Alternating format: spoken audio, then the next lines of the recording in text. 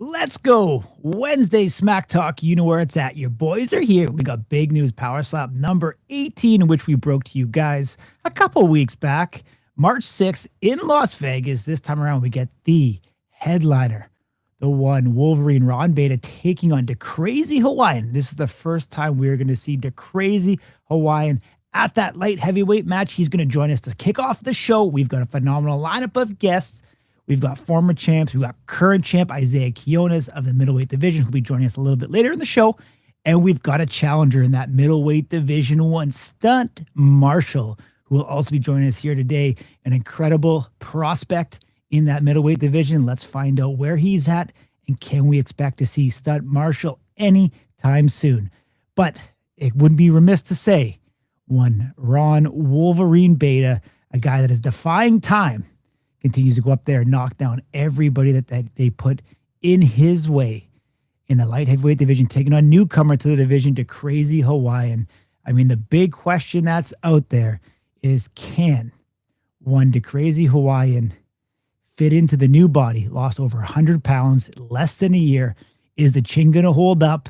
We're going to find out in this one, because if there's anybody who's great at exposing people, whether it's Vern Cathy, at the top of the division, Russ Rivera, I mean, you name it, Wolverine is the guy to do so.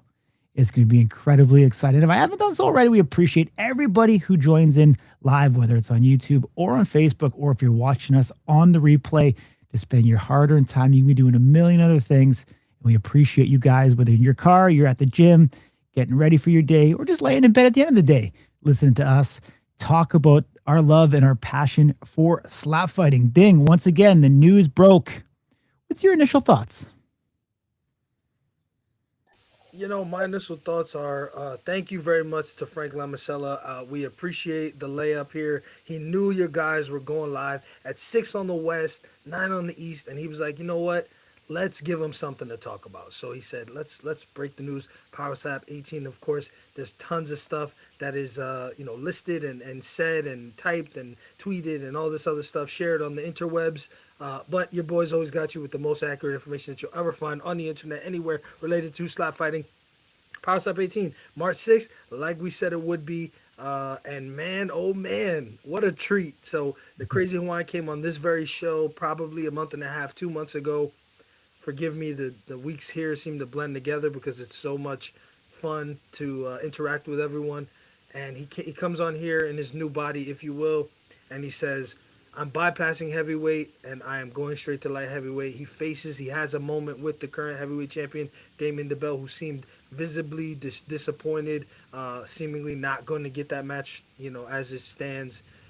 So we knew that there was intention to go down to light heavyweight. What we did not know was that we would open the year, the first card of 2026, which we've said openly, or at least I've said openly on the show. I was a bit disappointed that it was going to take place over 60 days into the year. I will tell you, Power Slap just earned some points in my book. Not that they care, but this is a hell of a main event and a way to kick it off.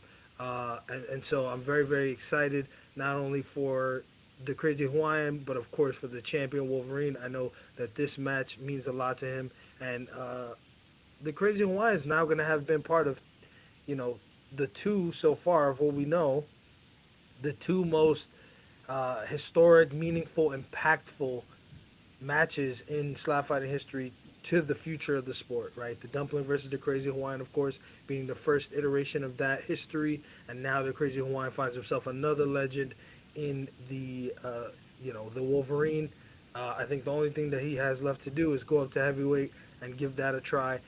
But I think the thing that's less talked about is, should he be victorious here? Should he be able to overcome this feat, and he will end up finding himself the first one? I guess technically not the first, because Ron did it before him. But if you best the man, right, you become the man. And so I think if he's able to become a 2-division world champion, beating Ron Wolverine Beta, I think he gives himself a little bit of an edge in the pound for pound books in the history department.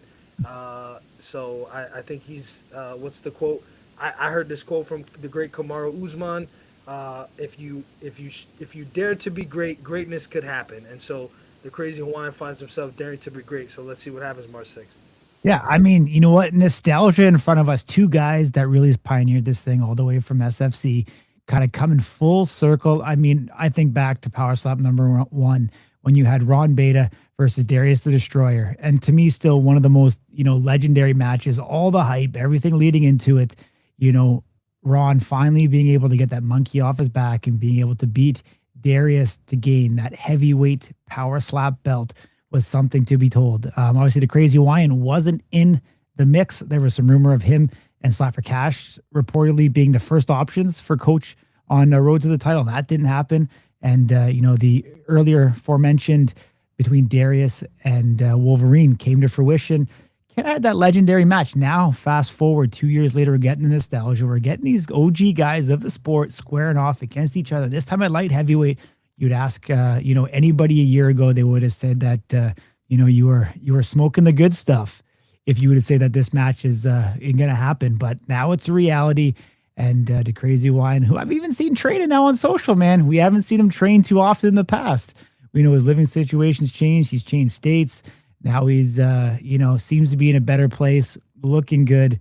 And, there's been some AI photos. I don't think he's as jacked as his social showing, but we're going to see how his body comes out and how it looks. And the big question is, how will that chin hold up? And, we'll see where that confidence level's at. And I think overall, this is going to be one for the ages and a barn burner. And, couldn't be more excited. This is a Maracana, man. Hawaii versus middle of America, two of the biggest stars in the United States going head for head. I mean, this could have been, a headliner on really any card, to be completely honest with you, whether it's Sturgis International Fight Week, etc. And it just makes a lot of sense. And I'm excited for it. Is it too much too fast, Ding? What's your thoughts for one to Crazy Hawaiian? No, you know what? I wouldn't say it's too much too fast. What I will say is, and he said this on this program, that it would be, I think, beneficial to him to take a sort of a tune-up fight, if you will.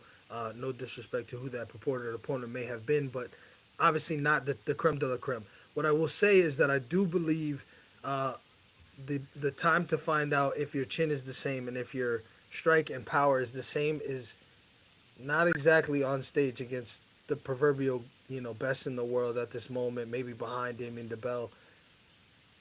It's a really bad time to find out if it works or if it doesn't.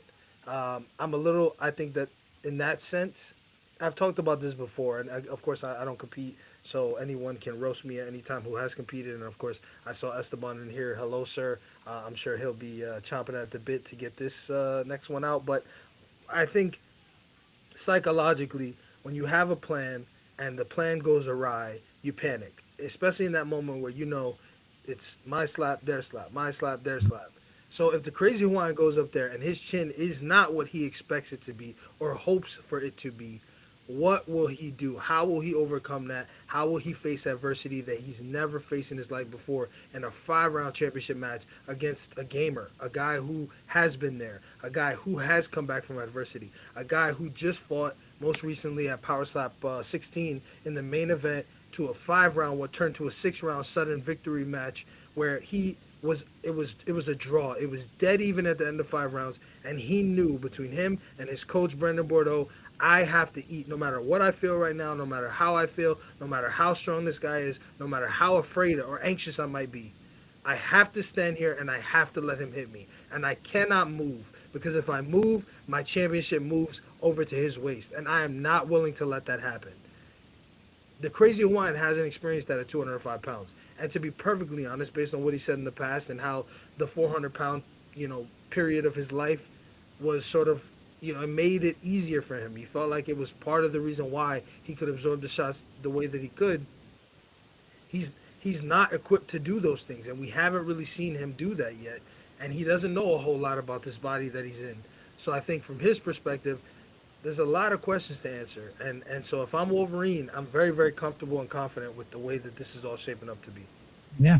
Well, we've got the man, the legend in the waiting room right now. Let's bring him in. Instead of just, talking about it, let's get down and dirty. The man himself, the Crazy Hawaiian. Lane, how you doing? What's up, boys? We're doing good. Can you turn on your volume, please? Yeah. You got, champ level shit as always, man. Loving the new hat. Let's talk about it. The big announcement. Wolverine, you get that title shot. I know about a year, about a month ago, we had you on the show. You weren't sure if this was, going to happen or not. But obviously, when they put that contract in front of you, you got to take every opportunity that you can. How you feeling about it? I'm feeling good. Actually, feel like a lot of people questioning the chin, but I don't know if you guys remember, but nobody could really hurt me in the the super heavyweight division. So I Mhm. don't think anybody got it in that light heavyweight. Um, Everybody gonna be chasing this belt because as soon as I get it, yeah, gonna be real hard to take it out of my hands, boys. Dude, I gotta say it, man. That comb out of the beard. We thought that hitting the button on Wolverine was hard before with his old beard. I mean, you've taken it to a whole new level now. I mean, if you don't got a beard, then you might be looking like Ding. Oh, it's still going a week later. Hey, Ding, I Whoa, gotta whoa, give you, no, I no, no. gotta give you Say, stuff, say what Ding. you said last week, bro. Say what you said last week in the chat. What did I look like? Say it on camera. Oh, you look like my mom. I used to deal though. Oh, there goes the monetization right there. They also have to have friends too, you know. So I know what they look like. Oh man, that's Yeah, awesome. boys, it's gonna be a show, and you guys not gonna want to miss this one. And the Yeah. weight is on fucking point, and we've been hitting this pad, and of course, I do have you guys can see the hand speed is still there. Mhm. Um, the big question is the chin. So, So, uh, I mean, let me what's ask you, like, are you worried about stepping at all? I mean, because before you may not have, putting that extra effort to move the weight, to be able to strike with all that weight off. Can you just keep on going now? Like how's that balance? I mean, I watched it a bit. It looks like you're carrying a little bit, but have you thought about any about that momentum switch and with being able to have more rotation and movement at all? Yeah, I know. I put one slap on my story, and I don't really like to give away what I look like. I just do it promotions and podcasts like this mostly, but I feel like if you look at the rotation I have now compared to what I used to have, it really was from here to shoulder, because I didn't have all that extra flexibility and momentum, and I didn't want to lose balance every time I swung on somebody, kind of like what Van Heerden does, calling out that guy. Um, but I know now that with this weight that I have, um, with this flesh suit that I have, the swing is much easier. I always talk about balance and accuracy, and that's all it takes for me to determine like I'm gonna have this belt for a long time. Love the confidence, man. I mean, Wolverine's been a top of the game in this division for a while now. Where do you think he's at in his career up until this point? And do you think over time, just with the matches, do you think there's an opportunity for you to kind of come in and take that strap from him? It is plausible. It's I'm destined. Whatever weight class I was gonna be in, I'm not just gonna be a walk in the park. I believe that I am this sport of slap. I believe that I was born. I was already getting slapped around as right out the mom's vag. So like this is something that even my wife asked me, "Are you ever gonna retire?" I said, unless boxing, which is my true love, my first love of a sport, unless boxing gives me a chance and the pay is just that much more better than power slap, that's the only thing that I would retire from power slap for. I'm gonna be kind of like somewhat of a Mark Coleman, where I'm just gonna still be doing some MMA stuff, still be doing slap stuff, Yeah.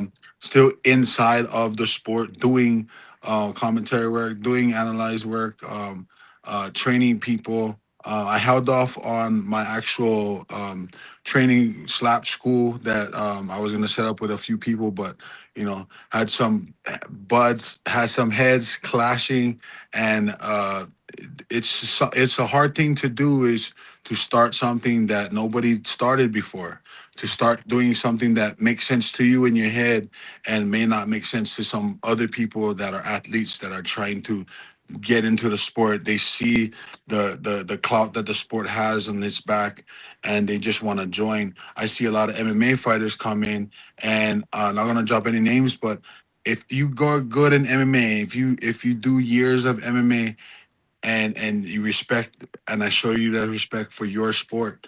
When you come into slap, show me some respect in mine. Have a student mindset, because not everybody can come into this sport and say I was good from the beginning.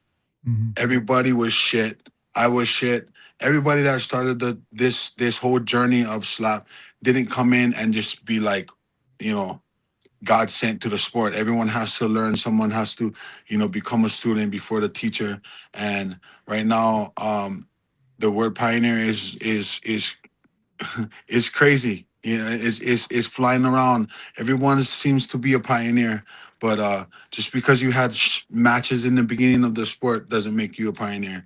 Doing the things that I did, doing the things that Ron did, doing the things that Slap News did in the beginning of this fucking sport is something what pioneers do. So respect the sport.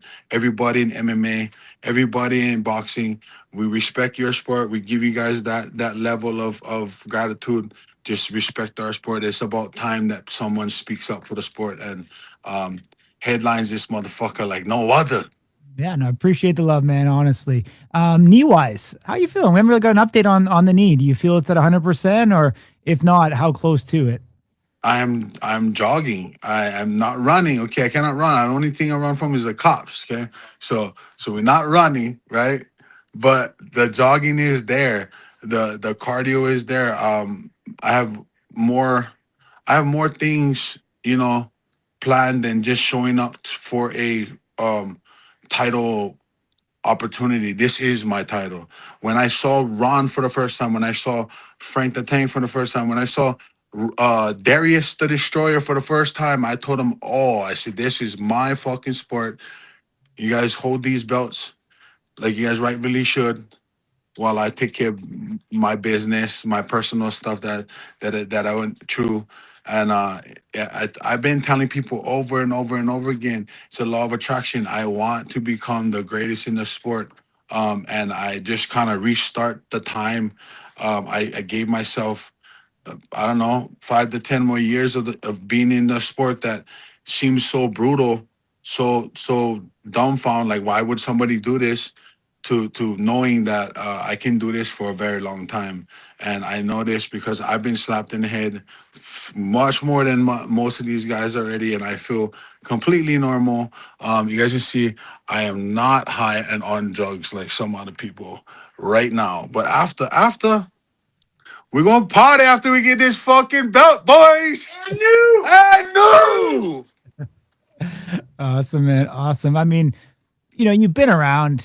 You probably been hitting the head just as much as Wolverine. Let's just be real, because I mean, back in the day, taking 27 slaps in one match. I mean, you guys definitely accumulated some big blows. You've been there at the top in SFC. You've been there at super heavyweight. Do you feel now like, is this moment bigger, or do you feel like you've already done the big with the dumpling, the guy that got Dana White into power slap, and do you feel that you're just on borrowed time now and this is easy? Or do you think that's even bigger now for your legacy and where you're at in your life? Right now, it seems, looking from the outside in, oh man, this guy just getting opportunities, and you know I fell off or whatever. But a lot of people don't understand. I had two surgeries within a span of 8 months, and your boy just went on a little hiatus. We went out in the woods and we got lost and we found ourselves, and now we back in the sport and we weighing on schedule. We're gonna be weighing in under the limit, under 205, and your boy's gonna take this belt. And everybody that's coming into the sport, come. In Hawaii, we tell them, "Hele mai, come get this pai, come." Because this guy, you guys not gonna see what you guys gonna see with me. All the promotions going crazy. We're gonna revamp the sport. We need. I was telling people, anybody can come up and slap somebody and get knocked out. We need characters. We need Conor McGregor's in the sport. We need fucking all the shit talkers that we can get in the sport right now. Because it's not just about slapping and knocking people out. Although I want to be the best at that too.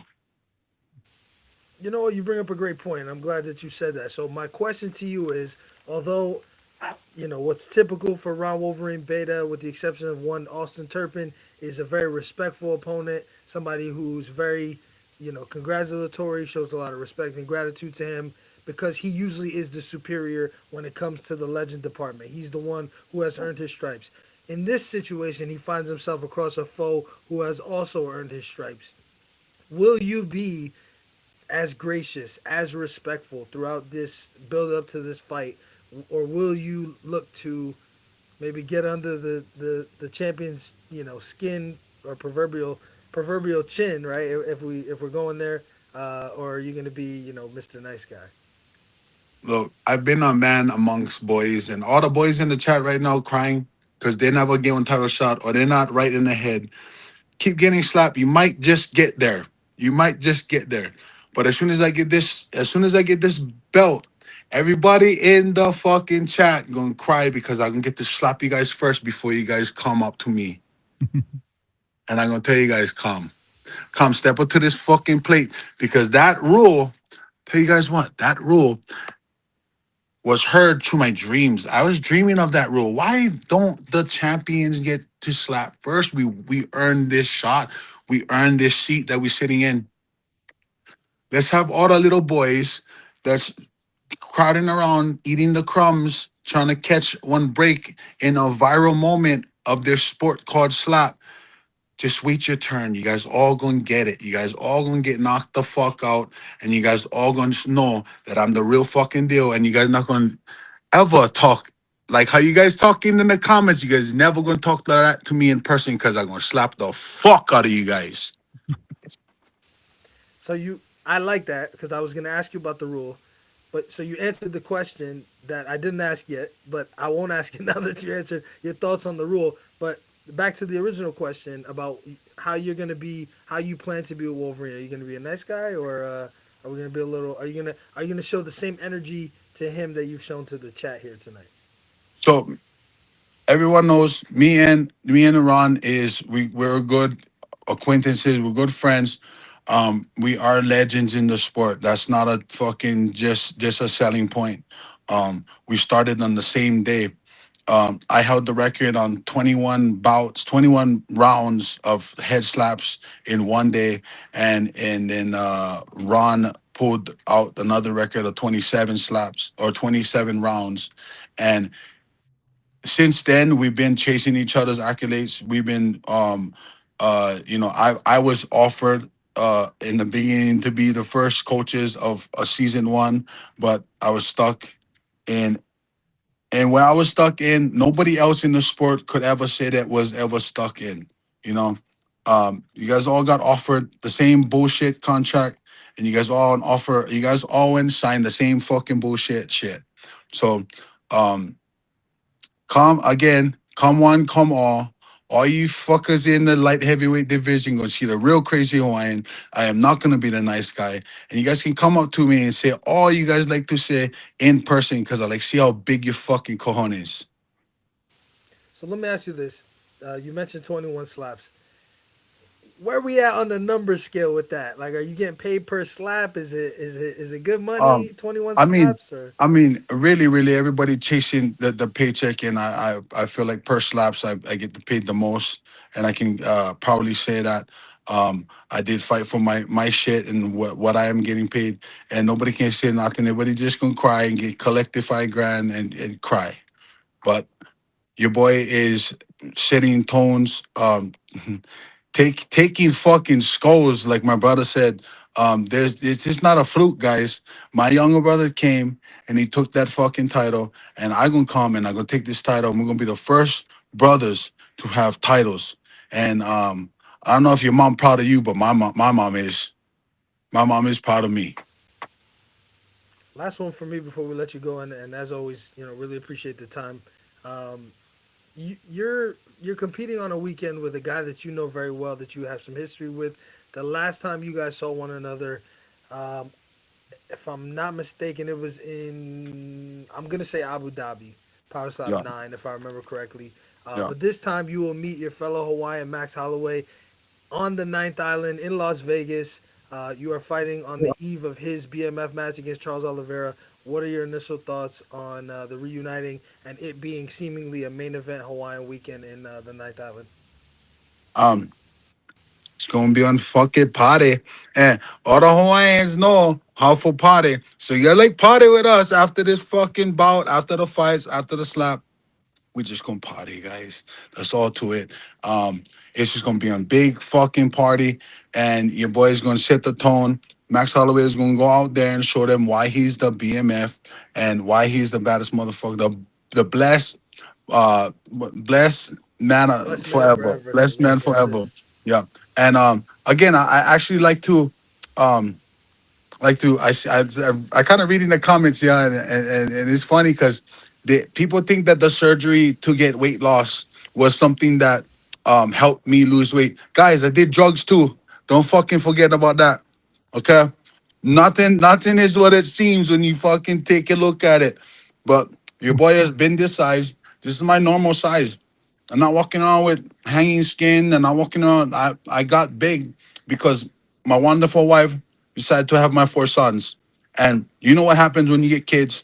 You blow up, and you're never the same. So I took it upon myself to take back my life. So yes, I did the surgery, but don't forget, I did a whole lot of drugs too, boys. Not no more. Shout out to the card man. We see Not him no back there. more. We see Not you no more. cramping. You cramping his style with the bucket hat there. You know the card man, and of course it seems to be an instrumental part of your camp. So kudos to you both. We look forward to March 6th, 2026, the first card to kick off the year. The Crazy Hawaiian returns 200 pounds lighter. And I said this earlier, but I will say it again. If you dare to be great, greatness could happen. The Crazy Hawaiian dares to be great on March 6th. Always a pleasure. Thank you for the time, sir. We really appreciate it. We look forward to watching you as fight week gets headed our way here in just over a month, and we'll speak to you soon. And by the way, Corey, I got your belt, boy. Yes, sir. What's up, boys? Somebody much love. Yee-hoo! Man. All right. All right, man. The Crazy Hawaiian. I was gonna say something. I wanted to get a word before he jumped off, but that's all good. He said everybody comes into power slap and they stink or he sucks or whatever he kind of said there. Think about it. The guy who's coming up next might be the only guy that hasn't stunk if you go off of his logic. One Stunt Marshall. He's come in now, two phenomenal appearances, 2 knockouts. I mean, he hasn't hit that roadblock yet. Could he be defying father time in the words of one to Crazy Hawaiian? You know what? I think I'm sorry, I just read a comment. Alan, can you short clip the I took drugs part? Listen, we all have past, right? I mean, You're gonna flip on just on replay? yeah, you guys are being a little spicy today. I mean, listen, I appreciate the Crazy Hawaiian taking the heat off of me because I think he is, from what I'm seeing in the chat, probably the biggest heel. People don't seem to be too happy about this, but I will say the guys that I'm seeing that have a problem with it are all also in the 205-pound division, with the exception of one James Seekman, who of course is a bit heavier than that. But I will respectfully say I get it. I understand, and I am here for it. To answer your question, Corey, remind me first what your question actually was. I was just saying Stunt Marshall. I mean, the Yes. Hawaiian said that everybody stinks coming in the slap fighting. Stunt Marshall's kind of defying that right now, isn't he? Yeah. I mean, theoretically, I think ultimately, obviously, the elephant in the room that was trampled by a new elephant in the room was the rule change, right? That was the breaking news. That was probably the subject matter as we sat on Monday and that news broke. Then fast forward and Frank's like, you know what? These guys, they work hard. They have the best show on the internet. Let me just give them a little nugget here and give them something to talk about. I'm sure that's what it is, man. I'm tooting your horn a little bit too much to think that we got that Frank Lemisella privilege or something, man. I don't know.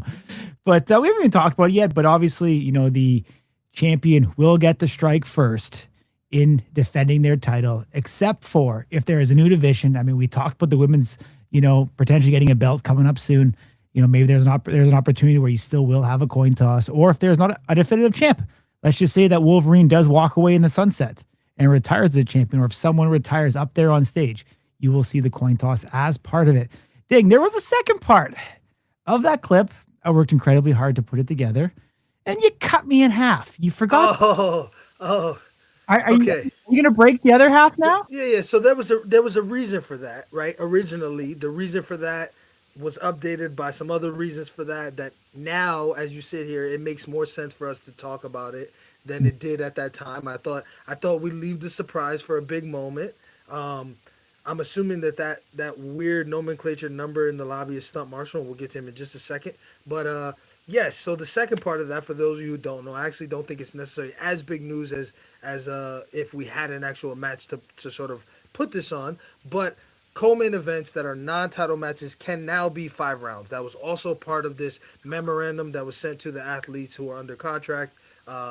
Among this rule change. So you may or may not see co-main events in the future that are not for a championship belt that go 5 rounds, akin and alike the UFC.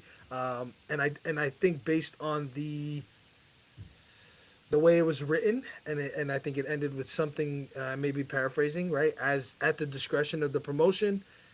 I don't think you'll see it in every co-main event. I do think you will see it in some, and so I think that assigns a level of prestige to when it is selected, and that does give an athlete an idea of where the promotion sort of ranks them in the entertainment department and in their performances. So, for example, if you think there's going to be a first round knockout, probably not a real reason for you to put 5 rounds on it. If you think it's going to be a drag 'em out kind of war, like a Wolverine Allen Klinkbile, although that was for a title, I'm just using those two gentlemen because of their incredible performances.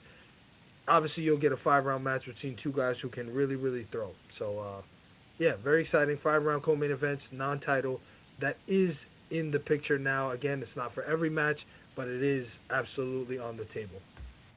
Absolutely, man. I mean, I think, you know what, it's going to change definitely the trajectory and some of the, the skill sets. I just think of some guys that are more strategic in a sense of, trying to fight to get to a decision, etc. This is going to play into it. Guys that get better as matches go on is going to make it much more entertaining. The more opportunities we have to extend it, the better it is. And I think this is a great opportunity for, the athletes up there. I mean, you're just thinking of like, if Aaron Turner and Nate Bernard was a 5 round match.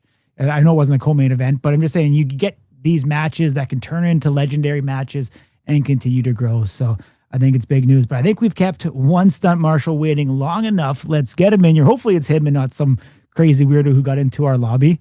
Stunt Marshall. Here we are. What's happening? We're chilling, brother. How y'all doing today? Good, man. I'm gonna let Ding kick it off because he's such a big fan of your facial hair and can't seem to grow it back fast enough. Why do I always got to get the stiff? I mean, Stunt and I met. I was there from the beginning, right? I was there. We sat there at the Homeboy Hotel. We were at the table. Stunt was dressed in his very, very traditional attire. And we sat there and we talked about life. We talked about his background. And like, me and Stunt have a special relationship. Why must you use him to criticize me, Corey? I mean, how rude of you. I don't know. I heard, take it as a compliment, brother. Because, like, I'm not a lot of people's favorite person. Yeah, exactly. So Stunt Marshall is not exactly a stranger to criticism, so to speak.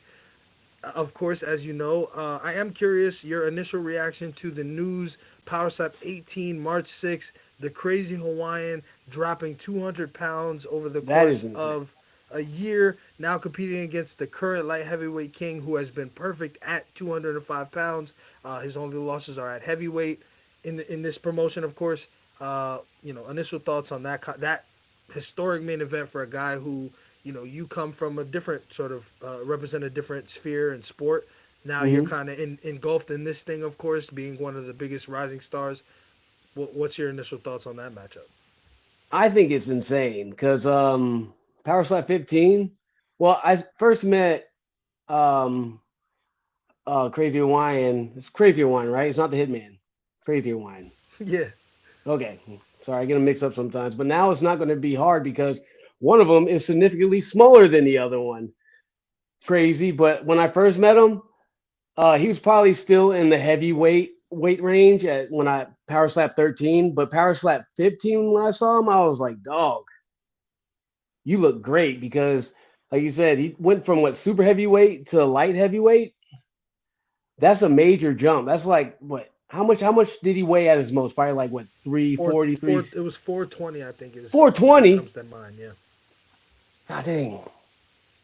That's And Isaac 215 pounds he dropped. yeah, sure is. Oh, your math is good. Mm. When's the last time he competed? It would have been Power Slap 11 in Mm. January of last year. And a super heavyweight. Correct. He lost to the So double that night. 215 pounds in 26 months. No, no, no, That no, no, no. 215 pounds in 12 months. Oh, 12, 14 months. Sorry. My math is way off right there. Sorry. I'm not very good, but I'm sort of good. But I'm excited because Wolverine has been wreaking havoc all over that weight class. No one has been able to step to him at all. So I'm pretty excited to see what is going to be like a super heavyweight dropping down all the way to 205 because like you said, no one has been able to step to him. Like the closest one that I've seen has been Klingbeil, and they went to war. Um, I remember it clear as day. I was at my sister's. Well, I was getting ready for my sister's wedding, and I'm over here watching the boys slap each other, whatever, whatever. And my nephew gets my phone, disappears, and then all I hear is "oh, oh." So I run over to him. What's going on, nephew? He was like, these guys are killing each other. And my nephew's only 7. My nephew's only 7. He should not have had my phone at all. I got an earful from my sister, but well worth it because he needs to see what his uncle does. Not to that extent, though, because they were killing each other. And then went to extra rounds, too. I can't imagine doing 6 rounds of just trying to murk someone. That's insane. Yeah, it was quite a bit of strikes being thrown back and forth, but I think it made for a historic match. I guess we Very. will see here come March 6th if Wolverine is the same. To that point that you kind of just sort of walked me into a new rule. I don't know if you've seen it. I'm Oh, assuming you champs go received it. first, dog. There you go. So let's just say this one hit wonder continues. Eventually, you will find yourself taking a shot, uh, potentially in a way. I'm not gonna say never, but there is We'll a jinx there it. is a chance that you could find yourself taking your very first slap from the middleweight world champion, whether it be Isaiah Quinones at that point in time, or should fate have it a different way, you may get your first strike from another person. So, what's your initial reaction? Obviously, being a non-champion, you are on what I would call the wrong side of that equation per se, as you will Yeah. be by default getting the slap or being struck first. So, what do you think about that news? Well, the boys and I were kind of talking about this the last couple of times we were in Vegas, and we all think the champs should go first because they fought the whole way to get to where they are, and I think they deserve that, because like a coin flip is a coin flip, but like when you have been standing on top of your weight class for so long, or even if you just got to the top of your weight class, I think you should be able to strike first because you did everything you had to do to get to that top spot. And I'm for one in favor of it, no matter what side I'm on. You know what? That's fair. I appreciate that sentiment. I will tell you if you didn't already know, you represent what I would consider to be the severe minority in that in people who feel that way. It seemed that I was actually surprised by the reception. I thought most people were negative about it, Yeah, but the elephant in the room is March 6th is a nice date. I'm not sure if you're busy that evening, but is there a possibility that we could see the what I will call the one hit wonder, and I don't mean that disrespectfully. I think it's appropriate in this you're setting. good. Stunt Marshall back there on stage issuing another slap to fame for one of your constituents here. No, I actually won't be there March 6th. Justin hit me up about March 6th, and also I do Banana Ball. And that's literally our first headliner weekend. And I told him that I wouldn't be able to make it because of the Banana Ball. But rumors have it that there's going to be one in April. And I told him we'll be kicking off the season. We'll kind of be in our groove. So I will be able to take off for that one at least. Okay, let's do this. So this is perfect. This is a layup. So Stunt Marshall, right? Stunt Marshall. Uh, let's see. can I go as bold as co-main event? I don't know who the dance partner would be, but let's just say Stunt Marshall versus the Chief, Kelly Kanakoa, April. Let me just get my calendar out here. Was it 17th or something? April 17th, the eve of WrestleMania weekend kicking off, right? It's the 18th and 19th. So, professional wrestler Stunt Marshall versus the Chief, Keali'i Kanakoa, in a 5-round main event to kick off WrestleMania weekend in Las Vegas. What do you think of that? April 17th. I think it's perfect. Besides the main event, I think they're going to have me at prelims again because I know how to get the people going, and I don't mind being at Okay. prelims because I get the slap first and get the hell up out of there. So, you want to open the night. So, we'll go I there. So, why always don't we do that?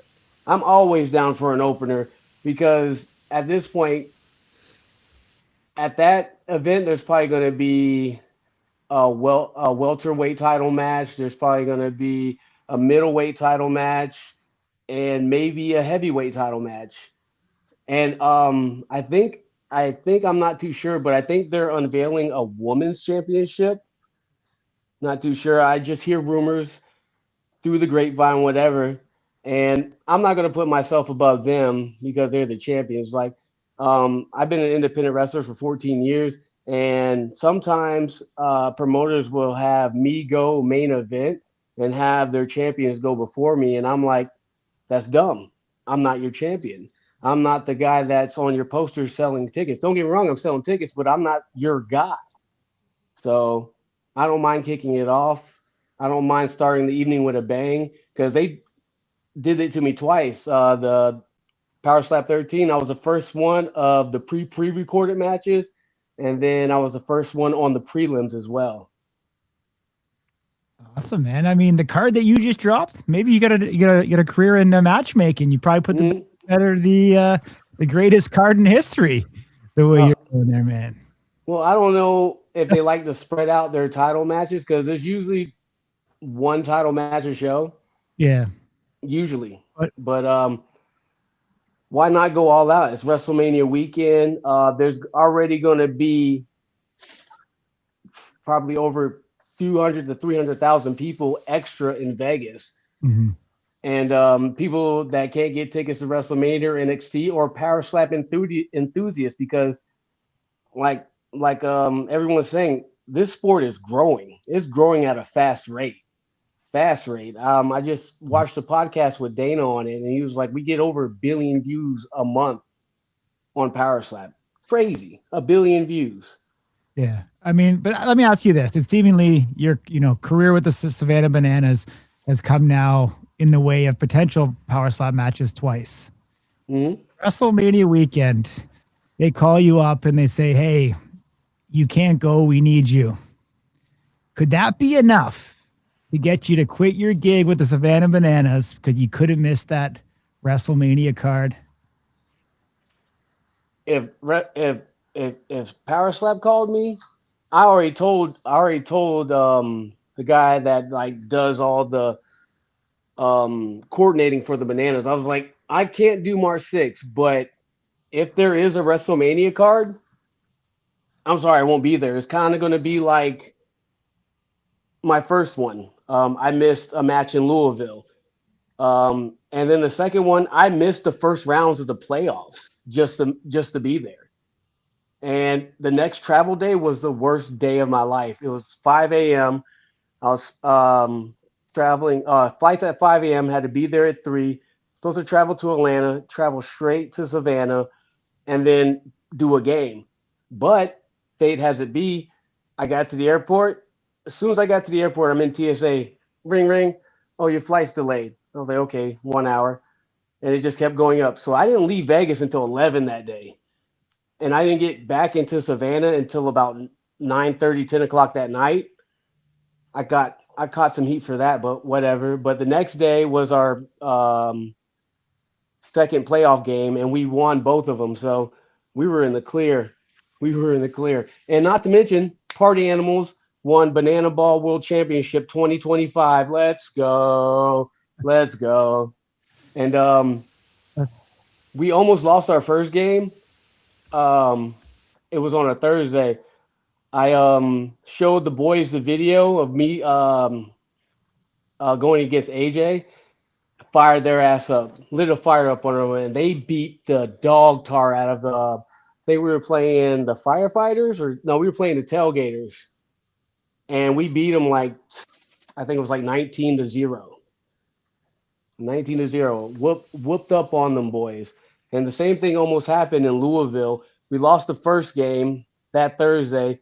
They saw me slap that Friday, and they swept them the rest of the week. So I get a lot of support from the boys there. I really appreciate them.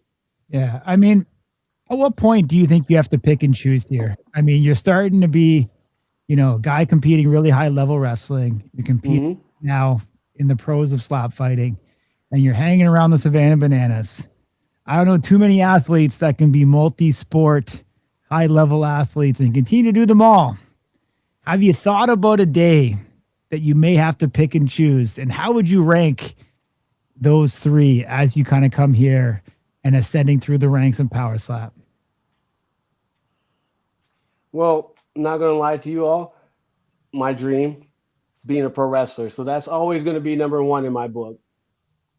Always going to be number one. And the pick between the Bananas and Power Slapping, it's really hard because Power Slap, I could get called maybe 3 to 6 times a year to do that, which is fine if I keep winning and whatnot. But the Bananas, it's year round, whatever.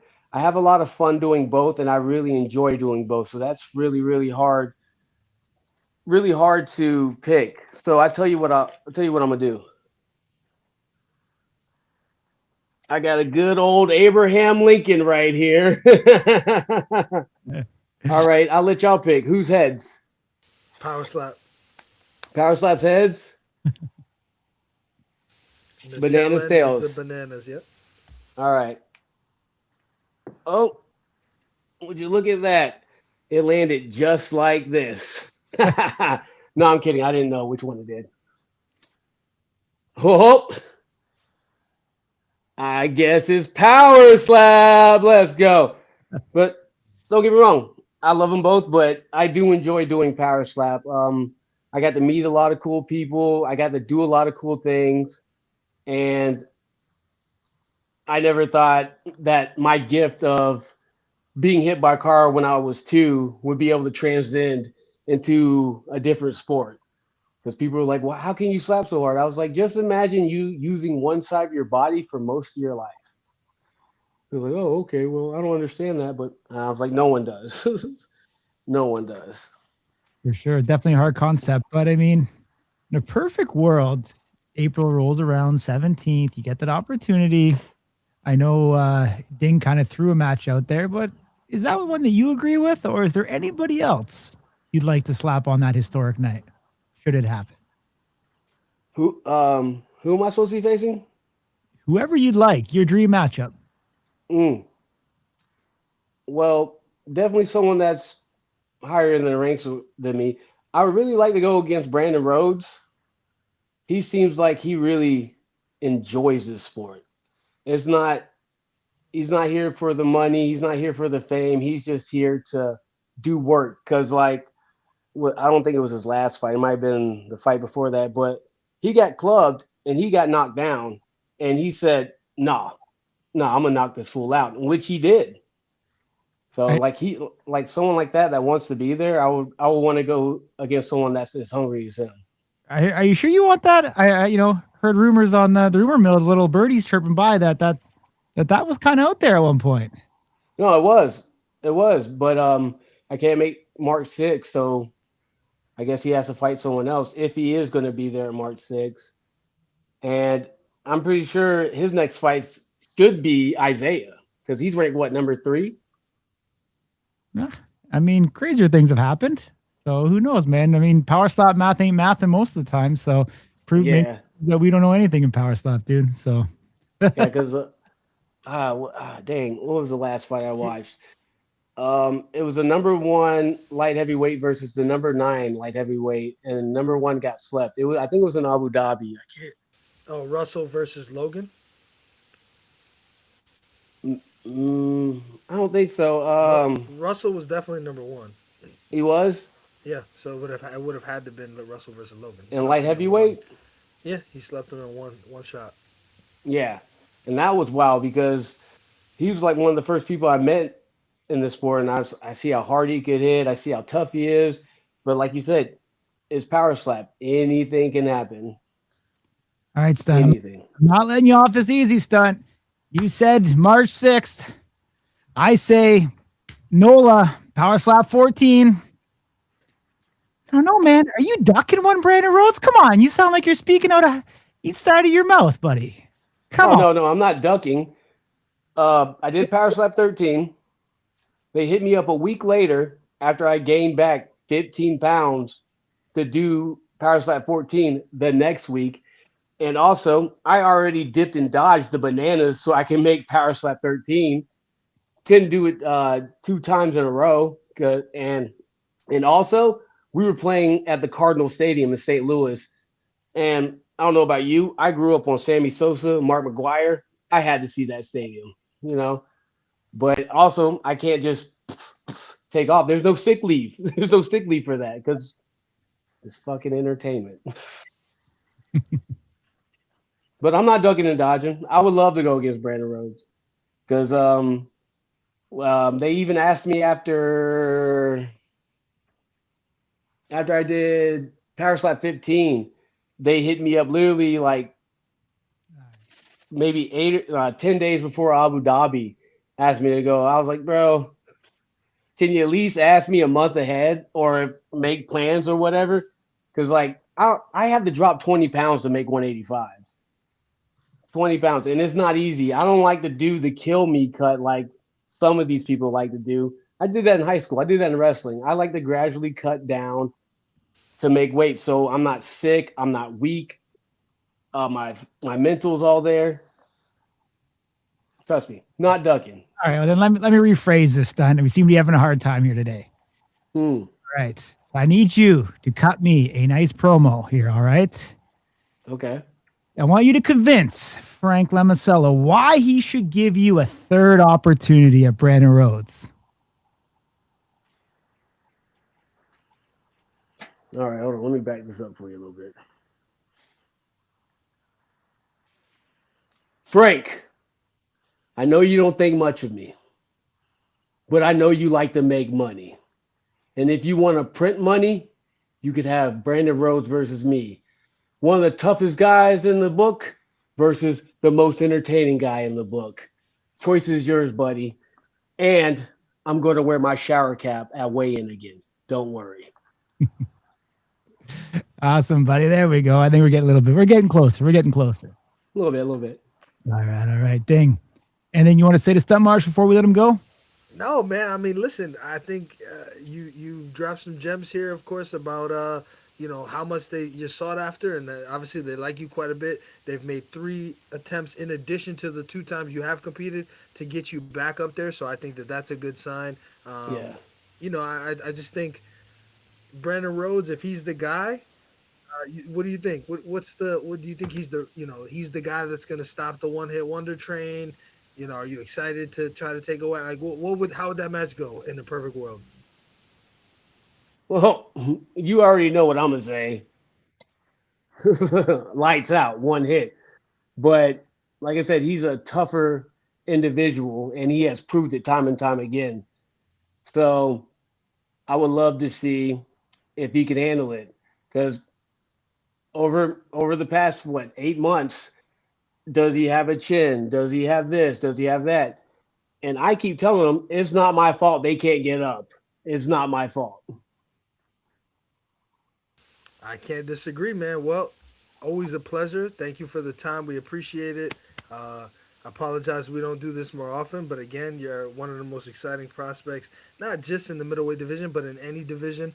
I think if there was I don't know if you've seen this, but I've seen these commercials. So, Kalshi, if you're listening, hit your boys up. But Kelsey, you can bet on anything. If there was a Anything. bet that you win or lose your next coin toss, I'm sure a lot of people will be betting on you losing it because they want you to lose it because they want to see what that chin is made of. So but we'll I'm be betting there. on it We'll be too, watching. There you go. We'll be there. We'll though. be watching. Obviously, the banana is very entertaining, so I can't fault you for. It's a tough dynamic, and obviously the season is just starting. I get it. Uh, but like you said, I think the Brandon Rose match is great. It seems like Power Slap agrees. They've tried to make it a couple times here, so hopefully before the calendar year is over, we can get that match up there and done and behind us, and figure out if you are truly what not only you but many others say you are, or if Brandon Rhodes will stop what we'll call the hype train of one Stunt Marshall, He which ain't I know. stopping nothing, dog. So, thanks for the time, brother. We'll talk to you very, very soon. Bye, brothers. Cheers. There There we he go. is. One Man, Marshall. Stunt's like a bank of information. Like he was just oh, and they did this and they did Frank's social security number is this and this and this and so and so's wife is this person's and the crazy's doing this thing with the girl. I mean, that's crazy, man. Like he just knows everything. It's nutty. Yeah, yeah, yeah. I learned a lot. But we're late. Do you have any save rounds before we go to our next guest? It's not proper etiquette to leave the champion waiting, so we will move straight into the Puerto Rican pretty boy, or as some people would call him, Lady Boy Isaiah, the pretty boy Quinones, who actually just left the lobby, got tired of waiting. That's the champ shit only, man. I'm gonna have to apologize for this. No, are you sure he's not in there? He's not. I don't see him in there. Do you? There he is. He's back. The What up? champion I've wearing been waiting the for y'all. wear, wearing the right jersey. I appreciate that. Although you're in California, you made the right decision in your outfit and your hat. So I appreciate that very much. Thank you. We talk about just that. I got my hat, my tattoo too, bro. Yeah, but I can't see your tattoo right now, so it doesn't count. And no, I'm not asking you to take your shirt off. But first things first, how are you? How is fatherhood for the second time? Of course, taking so many years off on having a little one and then bringing a little one into the world. Although I do think men are easier, or boys are easier. I will ask you, how's it been? Hold on, you just froze, and I just caught you guys right now. That's that California connection, man. If only the Dodgers could have that kind of performance when they're Hey, competing. I got 5G, bro. I don't know what's up with this McDonald's Wi-Fi out here, No, I said the but short version of what I said was how's fatherhood for the second time. oh, it's amazing, dog. I love it, bro. Named him after my uncle. I have tattooed on my back, and having a blast, bro. So keeping this one nice and private, and it's just been chill. And yeah, I love it, dude. Get a bond and hang out. All right, now to the news. There's been quite a bit of news this week, so we'll start in chronological order as it happened. You, sir, will now be striking first in every match that you compete in while you hold that championship belt. Please Yep, tell I us love it. what your thoughts are. You love it. Okay, so you are a fan of said rule. Hold on, I'm a fan of said rule. I love it, but to be honest, like I could care less, dude. The coin flip makes it interesting, kind of gives you like that anticipation on all right, what's the plan? I mean, it is cool at least as like far as my training regimen wise, right? I used to focus on both, taking a hit and giving a hit whenever I was coming up on a match. But now it's I know I can focus on just giving the hit. Yeah, obviously I'm gonna still prepare my chin and stuff and my neck, do my normal workouts for taking a strike. But at least I can focus initially more on my strike, and my accuracy, my explosiveness. So I do get to take a little bit longer to train on that. Um, I do. I low key like the coin toss. I started back in the day with a coin toss. That's the OG rules. But I mean, I like it because I'm just gonna run the fucking division for a long ass time now. I love it. The your division seems to be heating up here. I mean, I think realistically, and I mean no disrespect by the former division or the state of it, but I think in the John Davis era, and I don't know that it was his fault per se, but in the John Davis era, I think the middleweight was sort of very stale. And suddenly, all of this talent has been injected into it with you and Brandon Bordeaux, of course, competing for that top spot and leadership of that division. If you had to take two guys, so we talked about earlier on the show, and I'm sure you included on this email, 5 round co-main events for non-title matches is on the table. It is not a guarantee. However, if you had to take two guys, I mean, we just had Stunt Marshall on here. He talked about Power Slap's attempt to book him and Brandon Rhodes now at least twice. Um, if you had to take two guys in your division to compete against one another, not including yourself, of course, to be a 5 round co-main event, who would be the right two guys? Isaiah and Brandon. Isaiah and Brandon. I mean, Stunt has to do something before, I no offense to Stunt, and he knows this.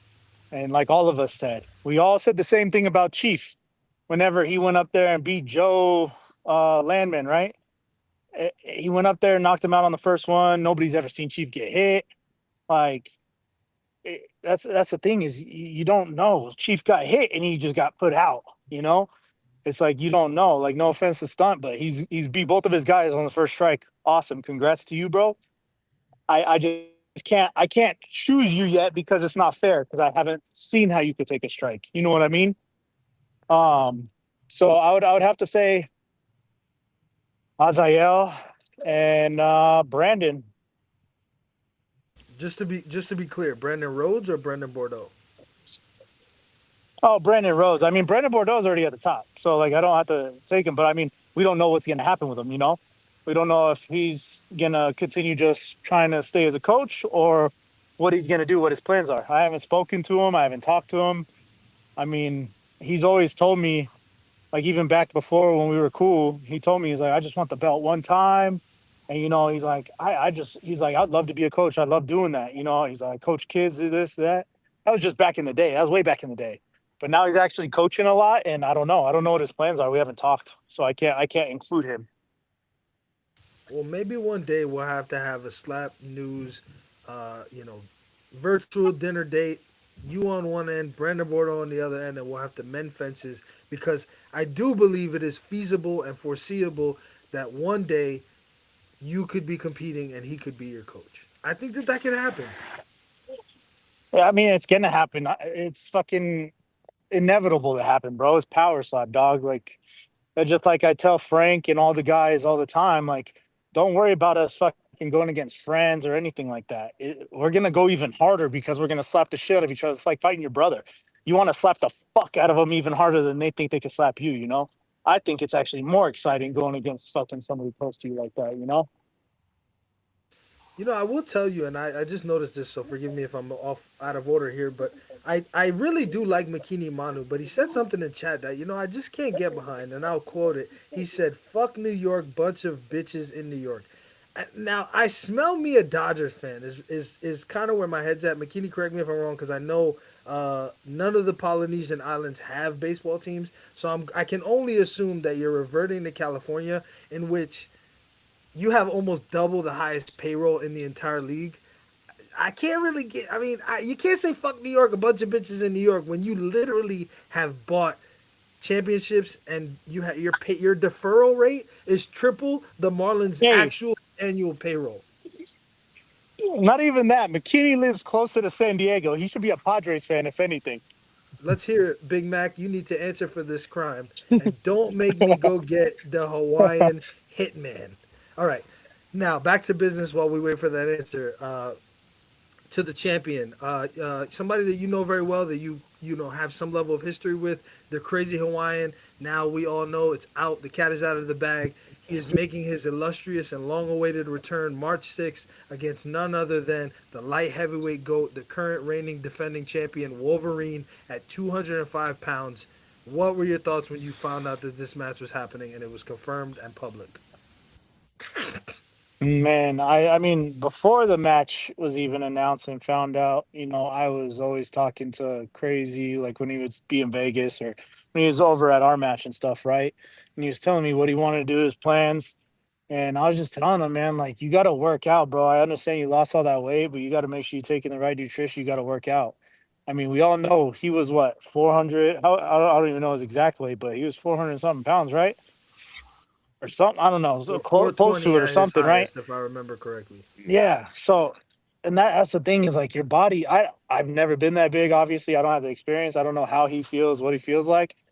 But your body goes through something, bro. Imagine losing all that weight. Yeah, you probably feel great. Like you could bend over and tie your shoes without fucking breathing heavy. It's it's like it's tough, bro. Even when I weighed 220, it was hard for me to tie my shoes. I was out of breath, dog. So I could only imagine, crazy. I've known him since fucking day one, and he's always been big. But your body has to go through something or some sort of shock. Now it's going to be the same for him. Now we're going to have to see. All right, can you take a hit at this weight? It's like it's a new territory, bro. It's a new territory. He might have gotten a lot more speed on his slap too. I'll give him that.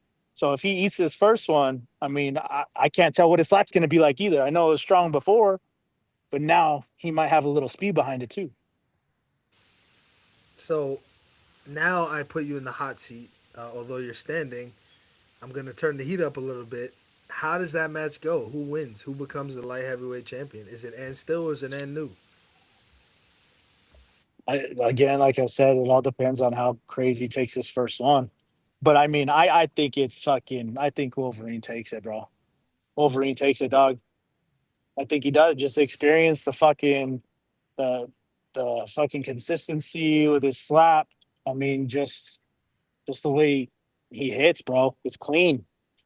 So I mean, if he gets Hawaiian just right on that first one, man, I don't know.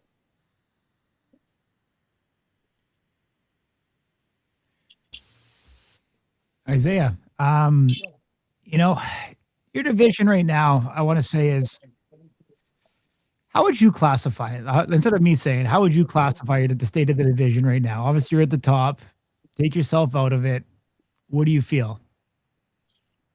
And it's fucking kind of sad because me and Brandon both called this. If it's fucking me and him, and I beat him again, or even if he beat me last time, it was gonna be at a standstill for a little bit. We both saw it.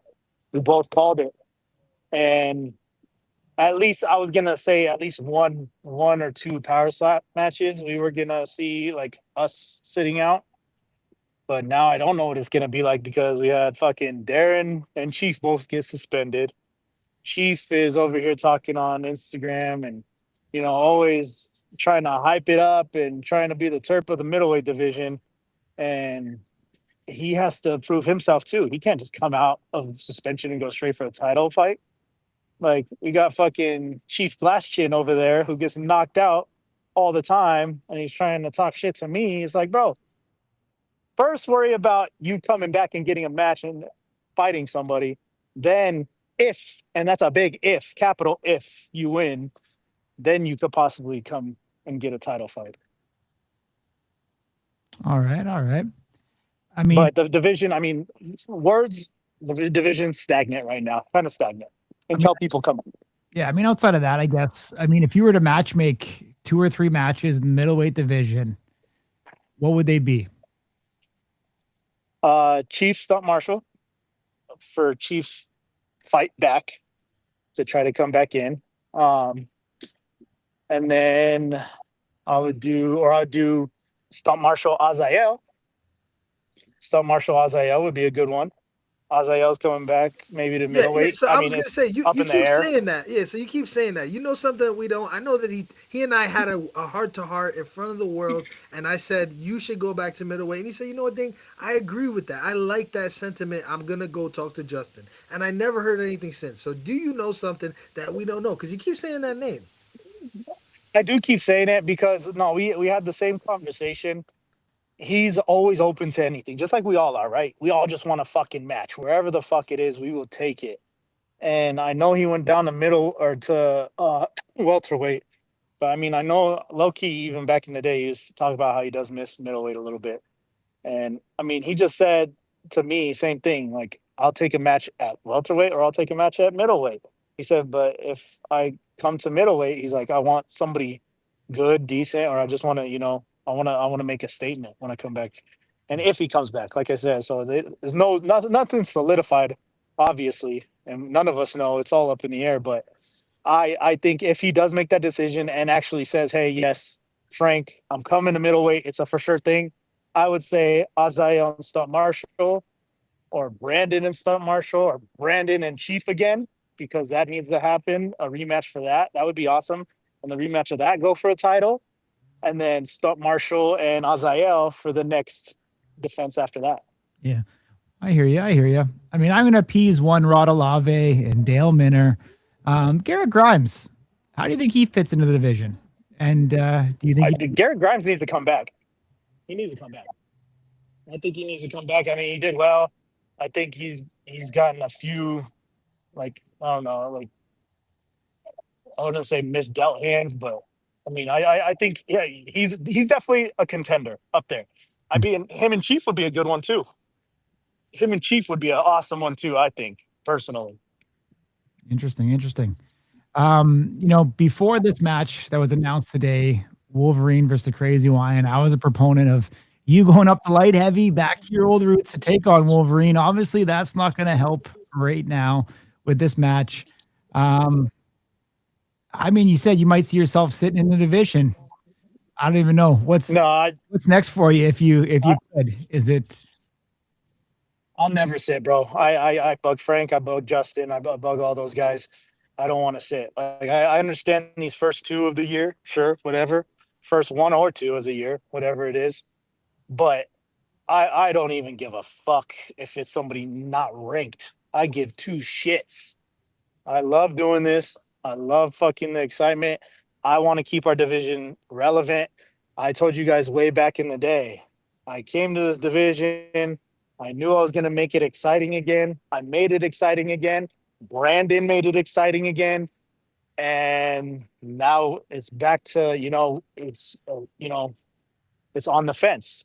And now I'm the type, like, I just want to keep us relevant. I don't give a fuck if I do somebody not ranked, brand new, whatever the fuck. I just want it.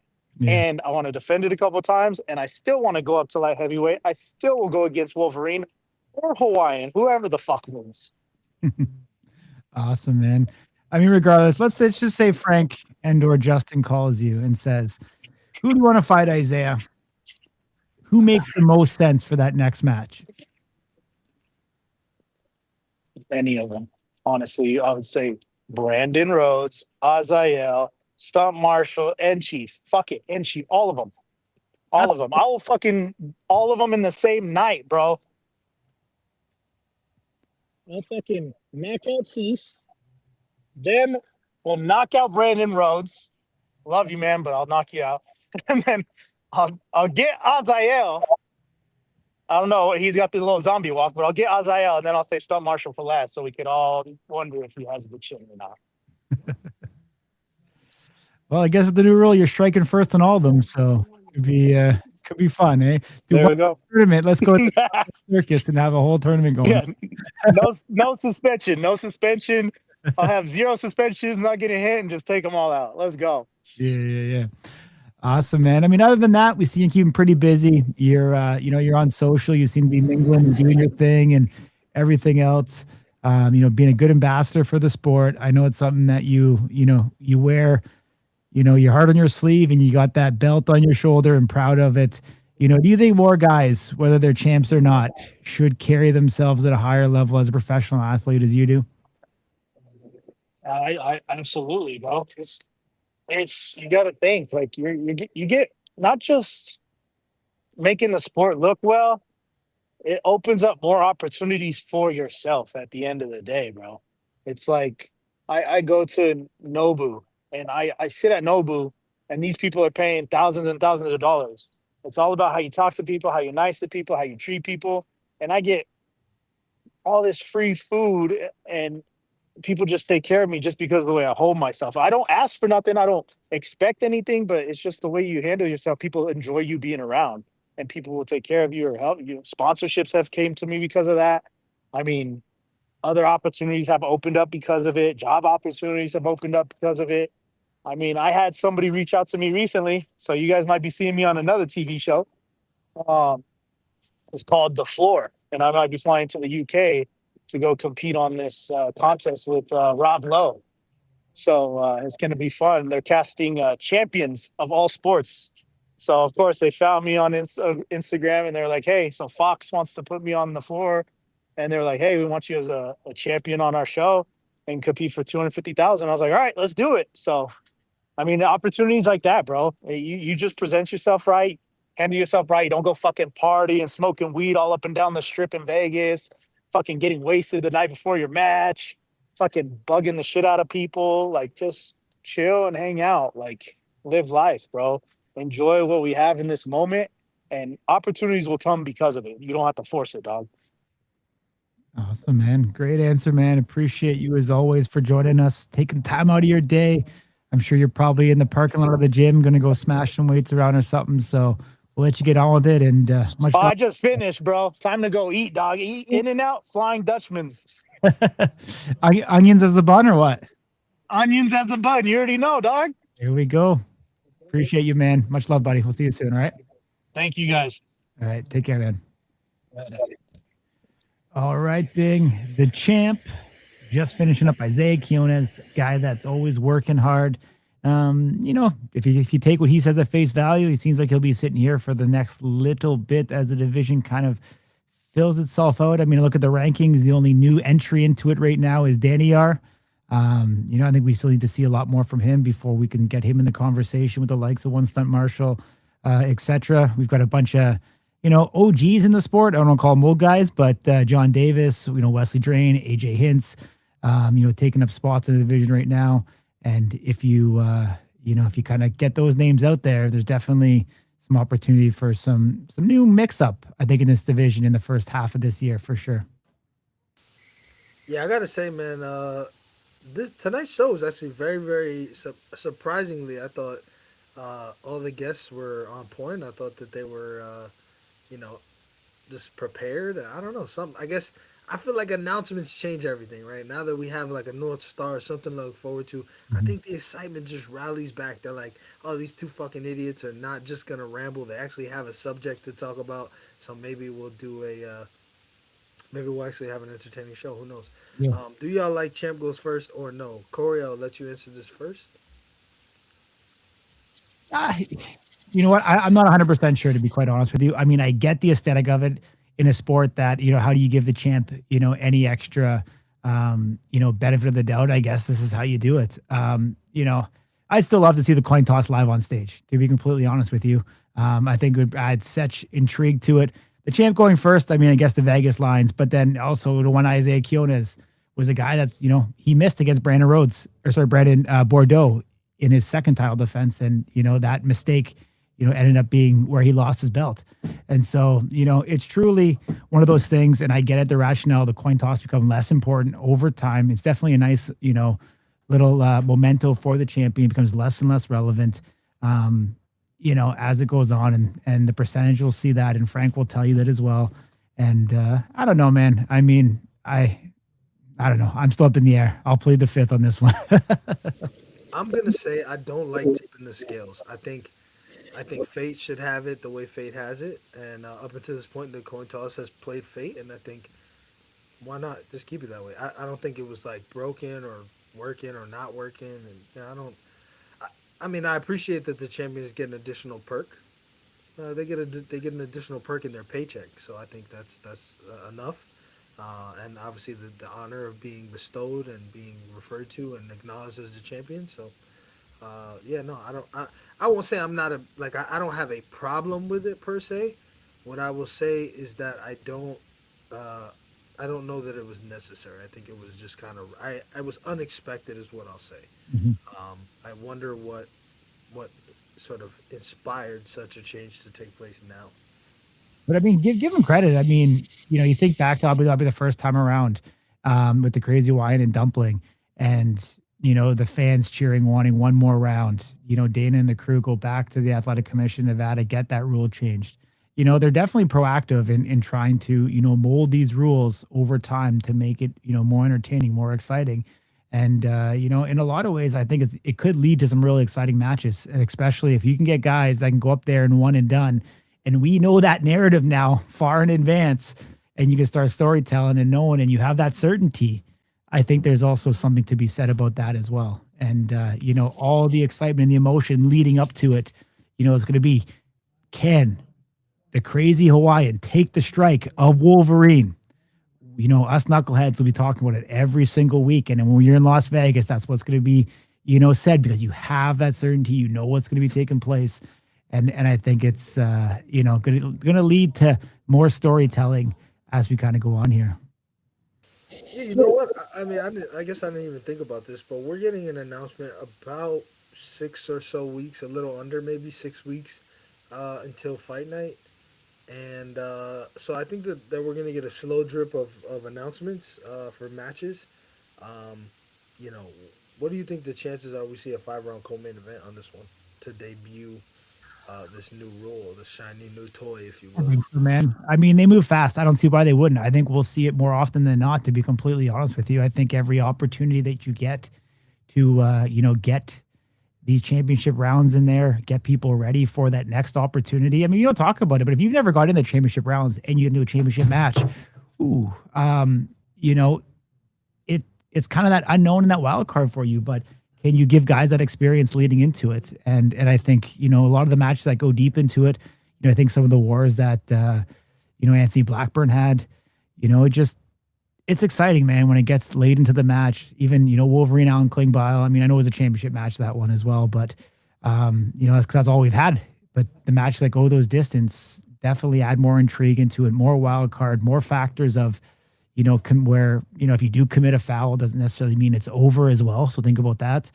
You hate for these big opportunities and these big moments when you are co-maining an event. You're kind of a number one contender or next man up. You're pretty close when you're in those positions most of the time, and you don't want one foul in a 3 round match to take you out of the entire running, another KO or you're out on the judge's decision. Now you got 5 rounds. You have more of an opportunity to come back, and you've got more of an opportunity now to put a guy away. So I think it makes a lot of sense, and I think we see it here more times than not. I can't even tell you why you wouldn't do it. Can you tell me why you wouldn't if you had the opportunity to? You mean from an athlete side or from the promotion side? Promotion side, why you would go 3 rounds over 5 should you have the opportunity, which we seem to do now. I think it's a reward. I think you give guys and gals the rub if you tell them, "Hey, I think that this match is going to be competitive enough for you to go 5 rounds versus 3." I think that motivates the athlete to perform differently. On the flip side, though, could it be an indication that they don't think there's going to be a knockout? I don't know. It depends on who you are, I guess. How you want to do that. If it's anyone versus Dorian, you know, then fat chance it's going to be a 3 round fight. But if it's Logan Russell again, probably okay to be a 3 round fight, right? Do you think they give the athletes the opportunity, or do you think they tell the athletes what it's going to be? Well, I think their contracts are specifically a certain. Each fight has it. The rounds are in there, and I think some of the athletes, a very select few, the ones who are a little bolder, will say to you, "I don't get paid by the slap, so with no extra change, no real reason for me to." It's just like in the UFC, right? Some of these guys are like, "Why would I fight 5 rounds for the same price I'm fighting 3 rounds at? Why would I do that?" It's a let your nuts hang kind of move, or proverbial nuts if you're a female. I think the vast majority of athletes will just sign on the dotted line, but you will have a couple bold ones who will push back and say, "Listen, I'm here for a long time, and I don't exactly want to take damage I don't need to take if I can just win a 3 round fight." Yeah, I mean, I do have to say, Makini Manu is banned from this show. I cannot believe what he was in the chat saying, man, about the. I mean, this is just. I like Makini, and now I might have to get the hitman out of hiding, and I might have to, I might have to get him. I might have to throw a bet on him even. I mean, it's gonna be rough, man. I may have to send him back to coaching volleyball.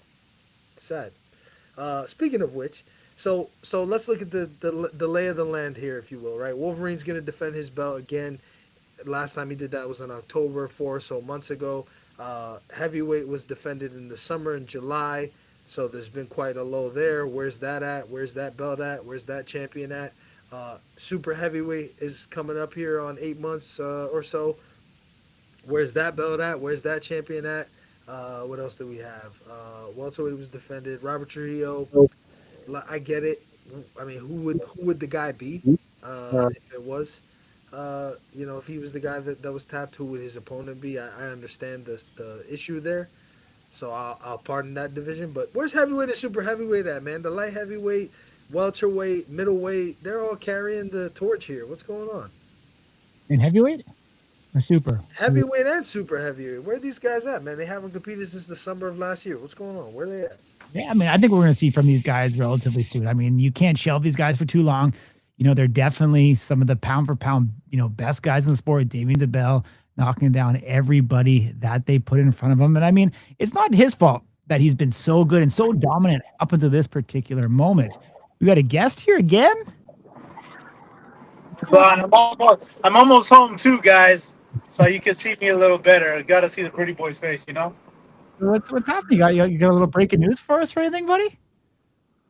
About I don't know. You just made a special appearance back on Smack Talk, so I thought you'd have something juicy for us. I don't know. I was asked to join back in. Where were you? From who?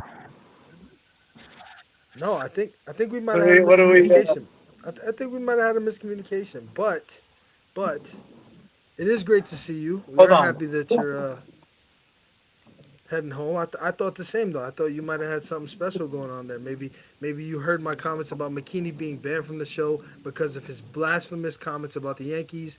So I thought maybe you wanted to jump in and jump on that bandwagon. Oh yeah, what was the response? What was the response to that? He never wrote back. He never wrote back. So I think maybe what you should do is go call the Hawaiian Hitman. We may have to organize a hit and an attack here and take care of business on this guy because I mean it was just offhand, man. And I like McKinney, but he's banned. I'm sorry, he's banned. You know what? I'll slap fucking McKinney with a piece of pizza, a New York style pizza too, bro. He might hit me with a Big Mac, but I'll fucking hit him with a slice of pizza. I like it. Well, like I said, I think we're dancing around words. I think a message was shouted out when you left and came back in originally, and I think you just saw it. So that's probably where the round around we go. But you drive home safe. In the darkness, I would hate to be the reason what was the message? I didn't get the message. What was the message? No, but that's what I mean. So you came in, and then I think you left, and so then it was like, hey, jump back in. I think you're just now seeing that. So you and your 5G are behind. Is what I'm saying, brother. I'm so sorry to have to tell you that. But, damn, bro. Hey, shout out Dad Gang. I'm you know a what big it is? fan.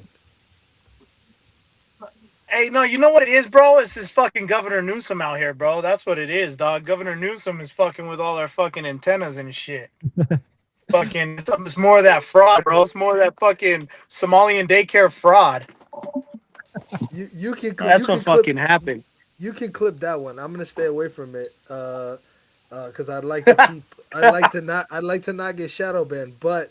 What I will say is shout out to Dad Gang. I don't have one of those hats, but you have just now inspired me to get one of those hats because I am a proud member of the Dad Gang, and I see them everywhere. Their marketing's working. I got you one, dog. What do you think? I mean, you're rocking it. I think it fits nice on your head. Is it a great brand or what?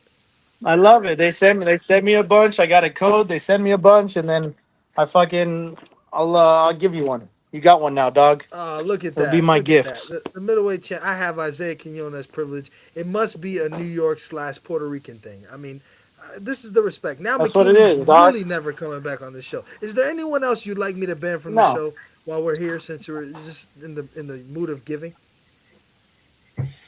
You know what? As of right now, you know what?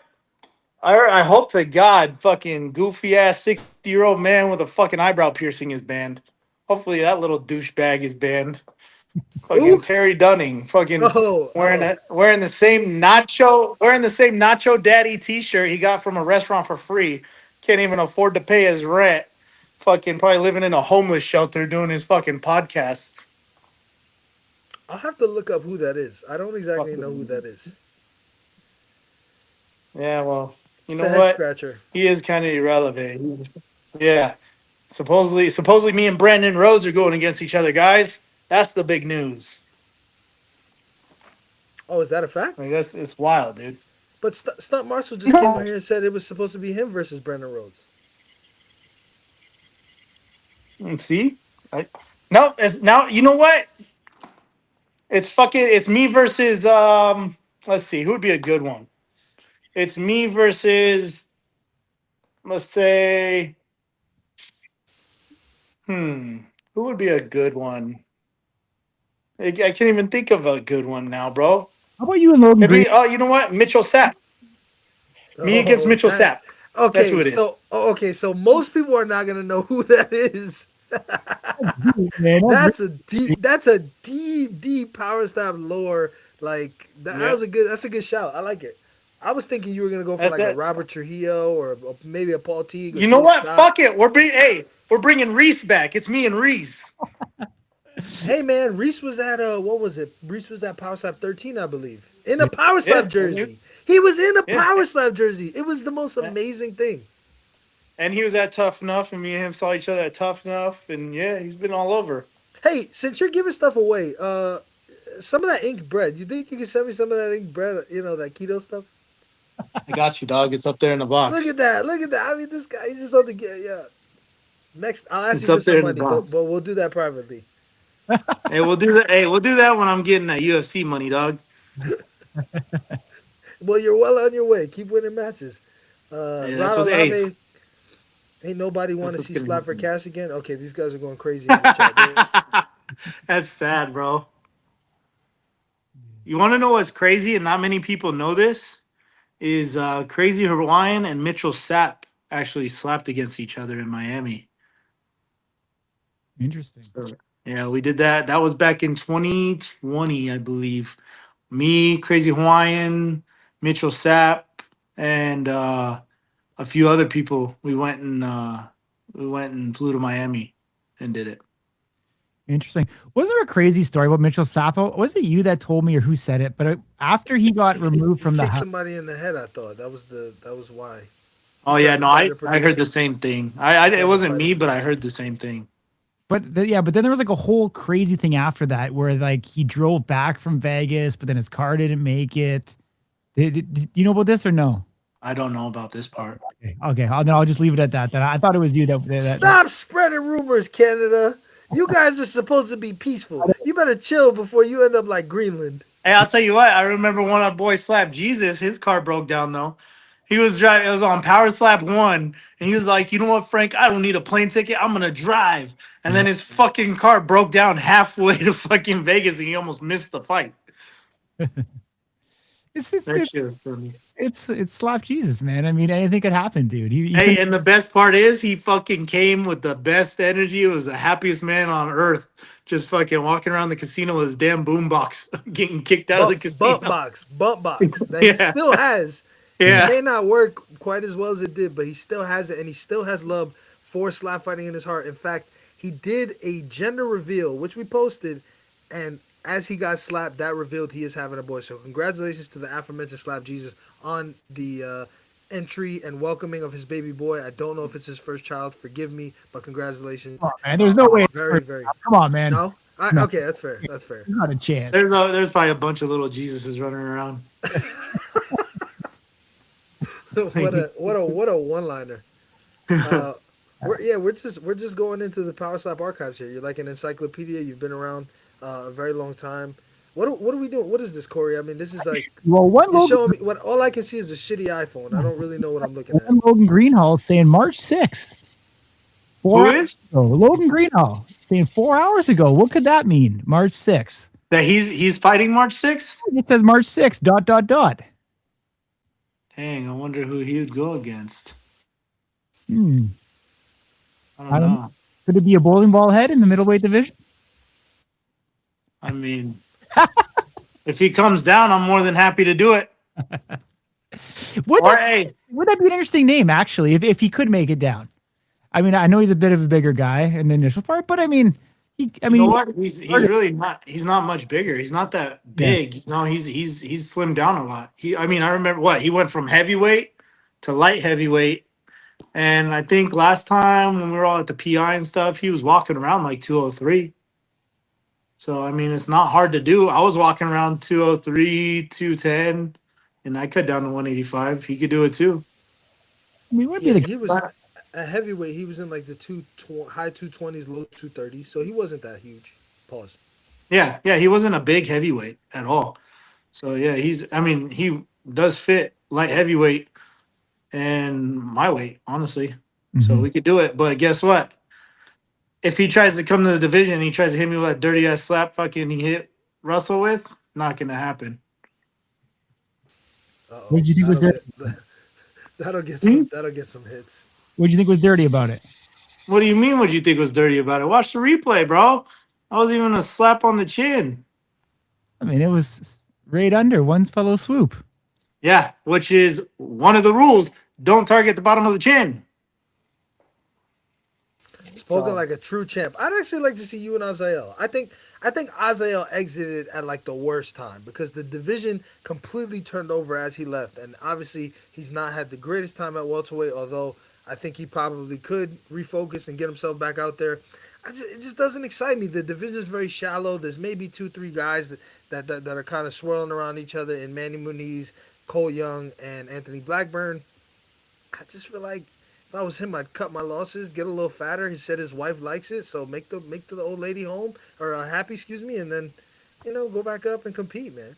I I think like he, it. like I said, I think he'll be good. I just think I don't think he was the right fit for welterweight. At least like you said, with the way he held himself and with his weight and stuff like that, he obviously was stronger at middleweight. So I would like to see. I mean, I don't know what Manny's deal is either. I don't know what he wants to do. I don't know if he's gonna stay at welterweight or I don't know what he's doing either, right?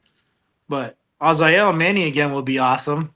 We all seen that before. What do So, you do like Manny? I know you're close to him, and obviously not proximity, but what?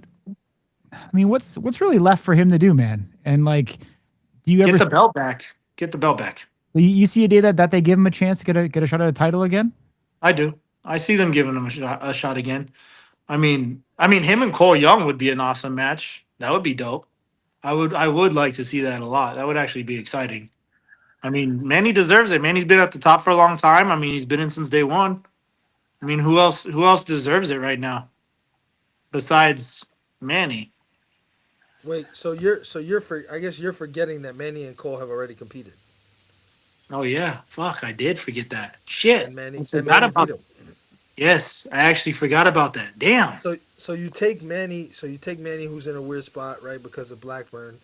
Theoretically, Blackburn, because of his, how long he was a champion, the strength of schedule, the meteoric rise.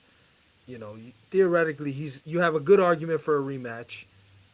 Manny's already beat Cole though, but if Blackburn gets the belt back, then you got a problem again because Blackburn Manny did for a third time when it's 2-0 on one side. Yeah. So here I'll make it easy, Frank. If you're on the very very off chance that you are watching this or that I make this clip, I'm so bold that I put this on social. We take Manny, we put him at 85. We take Isaiah, we put him at 85. We get rid of welterweight. We drop it from 170 to 165. We get rid of lightweight. We bring all the lightweights to 65, all the welterweights down to 65, and boom, we have super lightweight, or if you want to go super welterweight, I think in boxing that's how it is, right? And then you got yourself a division, two pieces or two fragmented divisions, put them together, and they make a whole division. And Corey's No, over there shaking his head, not agreeing that's with my too. idea. That's too confusing, bro. That's a mess, Buddy, dog. I didn't get anything you said, buddy. Hate to say it, man. That was a mess, bro. Yeah. Um, I would I'm just not. I would just say this. If I'm Manny, I'd be like, where you at, Provost? You know what? That'd be good.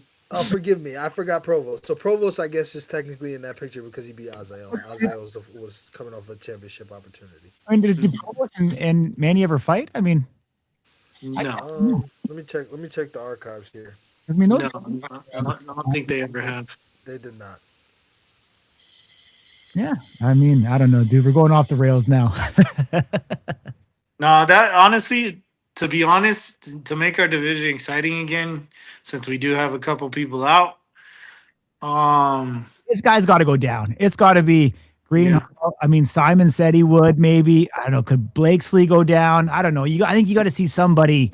Greenhall would be dope. I actually like that. I would like that. He's cool, man. I would consider that for sure. I mean, But Cat he's talked about it back in the day, but I mean, obviously he's over the hill now. But Like I said, we would sit there at the PI, helped him cut a little bit before one of his matches, and like I said, he wasn't walking around too heavy. So what about Delvin? huh? Delvin? I mean, Delvin's always been, I think, on the smaller side, hasn't he? No, Delvin was pretty big. At light heavy, is he? Okay. Yeah, Delvin was pretty big. I believe Delvin competed his first match at heavyweight, if I remember, and we were like, he should just go down to light heavy. I think it was him and Logan, if I remember, on the show, and we were like, he should just go down to light heavy, and then Not someone missed weight. Nah, if it was Logan, Logan wouldn't have missed weight. Hold on, let me just. Hey, what were you giggling about over there, Ding? Rod said Manny would turn Andrew Provolone into sharp cheddar. That's It's a good one, right? I wasn't the only one. It was fucking hilarious, man. a good one. That is a good one. He actually fights. So Hamlet's actually fought at 216, 214, 217. Yeah, he was right. That's what I mean. So I remember we were saying like, Yeah. why is he up there? He should just go down. And Hey, Against Burn, yeah. no, let's get Luke up in here and let me fight him at middleweight. He said he was done with what he lost his premier fight or his at what was it called? it was a I would call it a rematch. Was it? Yeah, him and oh you're talking about him and Turpin. No. Him and Allen? UFC middleweight champ, Luke. You guys posted it. Oh, Rockwell. Yeah. Oh, Rockhold. Yeah. That would be dope to see. Unfortunately, I think he was trolling, to be perfectly honest with you. I don't know, maybe. But I mean, he is losing in every other competitive sport. He should probably give it a try, right? I'll make him lose in this sport. Logan could make it. I feel bigger than Logan when I stand next to him. Says Luke Simons. Brendan Bordeaux says, ask him he don't like the cut to 205. Okay. If Logan was to ever go down, I would think he would have to. Bordeaux said that he doesn't like the cut to 205. Correct. That Logan Greenhall does not like the cut to 205. He said Logan could never make it. Yeah. I think Logan, I don't want to speak for him, but I would think Logan would want to compete for a championship at 205 before he decides that. But should he lose for whatever reason, I'm sure that this will be more feasible. Tell Dana we need monthly Power Slap events. I agree. I think everyone agrees. Actually, that brings up a great point. Our first event is March 6th, about 60 or so days in. Will we make 12 events in 2026? I need the bold prediction from the middleweight champion right here, right now. I think so. I mean, you saw what they did in March. They did 3 in March. They did 3 in 1 month. October. Yeah, all right, I'm sorry. 3 in October. I'm thinking of March coming up. You gotta eat the inked bread, bro. Get the clarity going. The gym's I'm thinking about the fights coming up in March, and then you asked me that question. So we did 3 in October. We did mine and Brandon's, then they did the one in Saudi, one in Abu Dhabi. So we did 3 in October. That was a quick turnaround. Yeah, it probably sucked for production and for the Power Slap team, UFC team, and all that. But I mean, we could do it if we pack some in and make it happen. March. Hopefully, we get at least April or May. Hopefully, we get June, July. I mean, like I said, I don't want to sit there, bro. I don't want to sit there. I want to keep this division exciting. And again, right now, we don't know what's going to happen. We don't know what people are doing. There's obviously moves people want to make. So I don't know. But I know we can make 12. I know we can make 12, but I think we hit 10. I think we hit 10 this year. All right, so let me ask you this tough question. So we know Dana White has intentions to do Sturgis in August. That's in South Dakota. If you don't know what that is, I didn't either. So I'm happy to let Corey explain. How do you not know what Sturgis is, bro? I'm from New York City. We don't ride motorcycles. I mean, Who rides motorcycles in New York City? Fucking nobody, because you'd get hurt. Somebody would attack you. They'd rob you. Like, it's just not a thing. So I didn't know. I apologize. I've been brought up to speed by my Canadian friend here. He's come out of hiding to let me know what Sturgis is, so I am clear now. However, on the flip side, and Stunt Marshall sort of put this together, if there is to be, and I've pleaded for this online, I'm sure others have as well, but if there is to be a WrestleMania card, meaning a welcome party or an ushering into the WrestleMania weekend that will be April 18th and 19th in Las Vegas. So if there is to be a card April 17th, 16th, 15th, whatever, of Power Slap, what card to you feels bigger? What card would you be more honored and privileged to main event? Sturgis or this WrestleMania card that, who knows if it's real, if it's not real or what? That's tough, but I know Dana White loves Sturgis, and I know, like, I know a lot of people out here from California. Like, my uncle's a big motorcycle rider, right?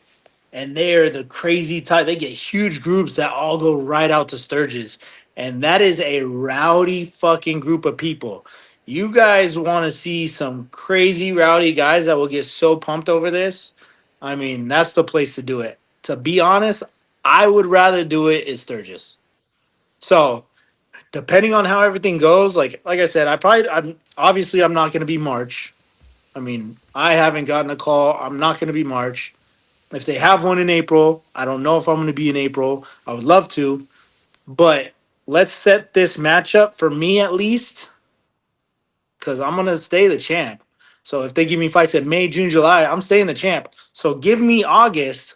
I want Stunt Marshall in August with that handlebar mustache of his. Because he's got a biker mustache. What a better place to do it and go and beat him out there. That would be awesome. Power Slap in front of Mount Rushmore. I mean, the faces, it's just too perfect, Like, you're just slapping faces in front of the faces. The faces. You know what? I'm going to tell this. Whoever goes to Sturgis, they should let us know way ahead of time. Everybody on stage has to go slap with a handlebar mustache. That should be a fucking rule. That should be a fucking rule. Wear bandanas or what? Hey, or bandanas. That's it, dude. Hang on the left side or the right? Oh, you got to do the right, dog. Here, this is a good question for you, actually. From West the Boom Mena, shout out to Wes. Any celebrity crossovers this year potentially? My vote is no. I think that the pot is not quite big enough just yet. That's You my know what? prediction. You want to know who I was talking to and who I just ran into again the other day was Dan Rue. Dancing Dan Rue. And he came to the last match, and me and him were sitting playing blackjack together. Just ran into him again at the creator's house out here. And he was like, hey, if Frank gives me a shot to come and do Power Slap, he said he would go and do Rob's division. Dan Rue, Dancing Dan Rue, said he would go and he would join Power Slap. I was like, damn. I was like, that I don't know. But Corey, I mean, celebrities? Do we see celebrities this year? I don't know who Dancing Dan Rue is, so I don't know. He's like, he was doing like the kangaroo. Corey's not much for social media. he was yeah, I guess, yeah. He's like dancing Dan Rue. Yeah. Nah, He's the one that did the face off. Was it with you, Isaiah? I did the face off with Brandon. He kangaroo hopped up to the face off. Yeah. What? No. Whoa. Dan Rue. Just type in DANRUE. You've seen him. Yeah, he did the face off with Brandon. He kangaroo hopped to it. Here it is. Well, actually, I don't know if I call it a kangaroo hop. He was kind of like straddling his own Johnson. It was a little weird. I just sent it to you. But to answer the question, Corey, do you believe that that there will be a celebrity crossover this year? I don't think so, man. I mean, I think if you want this to be a professional sport, I think you got to keep it that way. And unless there's a celebrity that can walk the walk and talk the talk, then I don't know. I mean, I don't know if you were to bring me, Cali Cartel, I'd someone like that. Bradley Martin, I'd maybe even listen to you, but maybe not. Like, it'd have to be somebody that I think could at least have a realistic shot, and not just, quick kind of highlights. I think even like women come to mind. Like, I'd want them to have some level of athletic background and, determination and skill and want to be up there. Because I think the worst thing that's going to happen is they get up there to make a fool of themselves, to make a mockery of the sport. And, I really hope that doesn't happen because when you're up there, man, I still think back to this, and you'll know what I'm saying when I say this, Isaiah. The OGs do. You remember Robert Trujillo hitting one Jewel Scott, power slap number 1, and what that sounded like. Oh yeah, dude, that was fucking crazy. And I'm like you said, like I've talked to a lot of these guys too, like Big Boy. I saw Big Boy. We work out at the Gold's Gym sometimes, and that's why I even joke around. I was like, "Hey, bro, you should just get into it." He's like, "I'd never fucking do that." Like, there's some of these guys. Big boy, like Big Boy in the neighborhood. Big Boy, like Strength Cartel, Big Boy. Oh, okay. I was like, Big Boy in the neighborhood's like 55, bro. I don't know if I'd be encouraging Strength him. Cartel, Big Boy, and then like I joke around with like CT Fletcher's son Samson, and I was like, "Hey, would you do it?" He's like, "Fuck no, I'd never do that." So it's like a lot of these guys like they like watching it, love watching it, but a lot of them just were like, "Oh, I'd never do that shit." But Wes clarified, when I say celebrity, I'm thinking UFC, WWE, NFL crossovers. okay, Does that change anything in your answer? Well, I mean, if you go NFL, someone who's retired who's not making $1 million right now on a current contract, who could you see, Isaiah? Jay Boyd. What about him? He's talked about it. I mean, he's talked shit with guys and tried to make it happen, man. Jay Boyd, he's always said it. I mean, he even said it. He's like, "I want you to get the belt back so I could go against you." I was like, "Okay."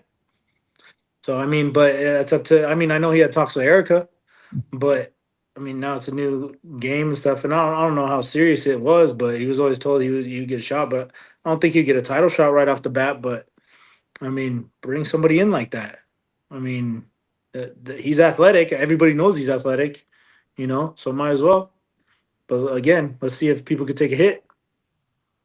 So I mean, it'd be cool. It'd be cool to see ex NFL players, ex baseball players, like whatever it is. I think an ex baseball player would be ridiculously good at what we do because a lot of our momentum or movements and stuff like that are a lot of like batting movements and throwing movements. I wonder how old Sean Merriman is. I could see him. No, fuck no. Hell no. Fuck no. Nah, he's too old, bro. No chance. And he would want a bag, bro. You crazy? Yeah, he's too old, man. Wes said Greg Hardy or Chris Barnett. Well, Wes, I would pose the question to you. Chris Barnett is no longer under contract with the UFC. Would Chris Barnett grace us with his presence? Of course, he cannot wheel kick people in power slap, but I would love to see our boy, very entertaining, good at dancing, Chris Barnett at the table, man. I wouldn't mind it. I would love to see that, bro. I'd love to see Chris Barnett in power slap if he wanted to do it. I'd love to see that. That'd be dope. Yeah, there's no wrestling, so his arch nemesis is nullified there. Greg Hardy, he's been knocked out. I think it'd be a quick night for him, especially if he's going up against like a Damien DeBell. We need a pitcher and power slap. Rod, some people would argue there have been. With Bernard on okay, those are just comments. All right, well, good stuff, man. Well, thanks for coming on the second time. Even though it was incidental, I think we got some interesting comments from you and talked about Sturgis. We talked about some potential matchups that make sense. And Chris Barnett and Derek Lewis. Derek Lewis is a massive power slap fan, if you don't know. And what I will tell you, Corey, is going to kill me when I do this, but what I will tell you is Derek Lewis will be in the very near future in some really, really cool way. So that's all I'll say to you. I will not say anything more than that, but what I will tell you is if you are a fan of Derek Lewis, fear not, your boys got you. We're working on something very, very cool. That's dope. 100%. All right, man. Well, I appreciate you guys. Well, guess what? We're in Houston next week, Isaiah. If you want to come out, let us know, buddy. We'll be there. You said Houston? We're in Houston, man. Yeah.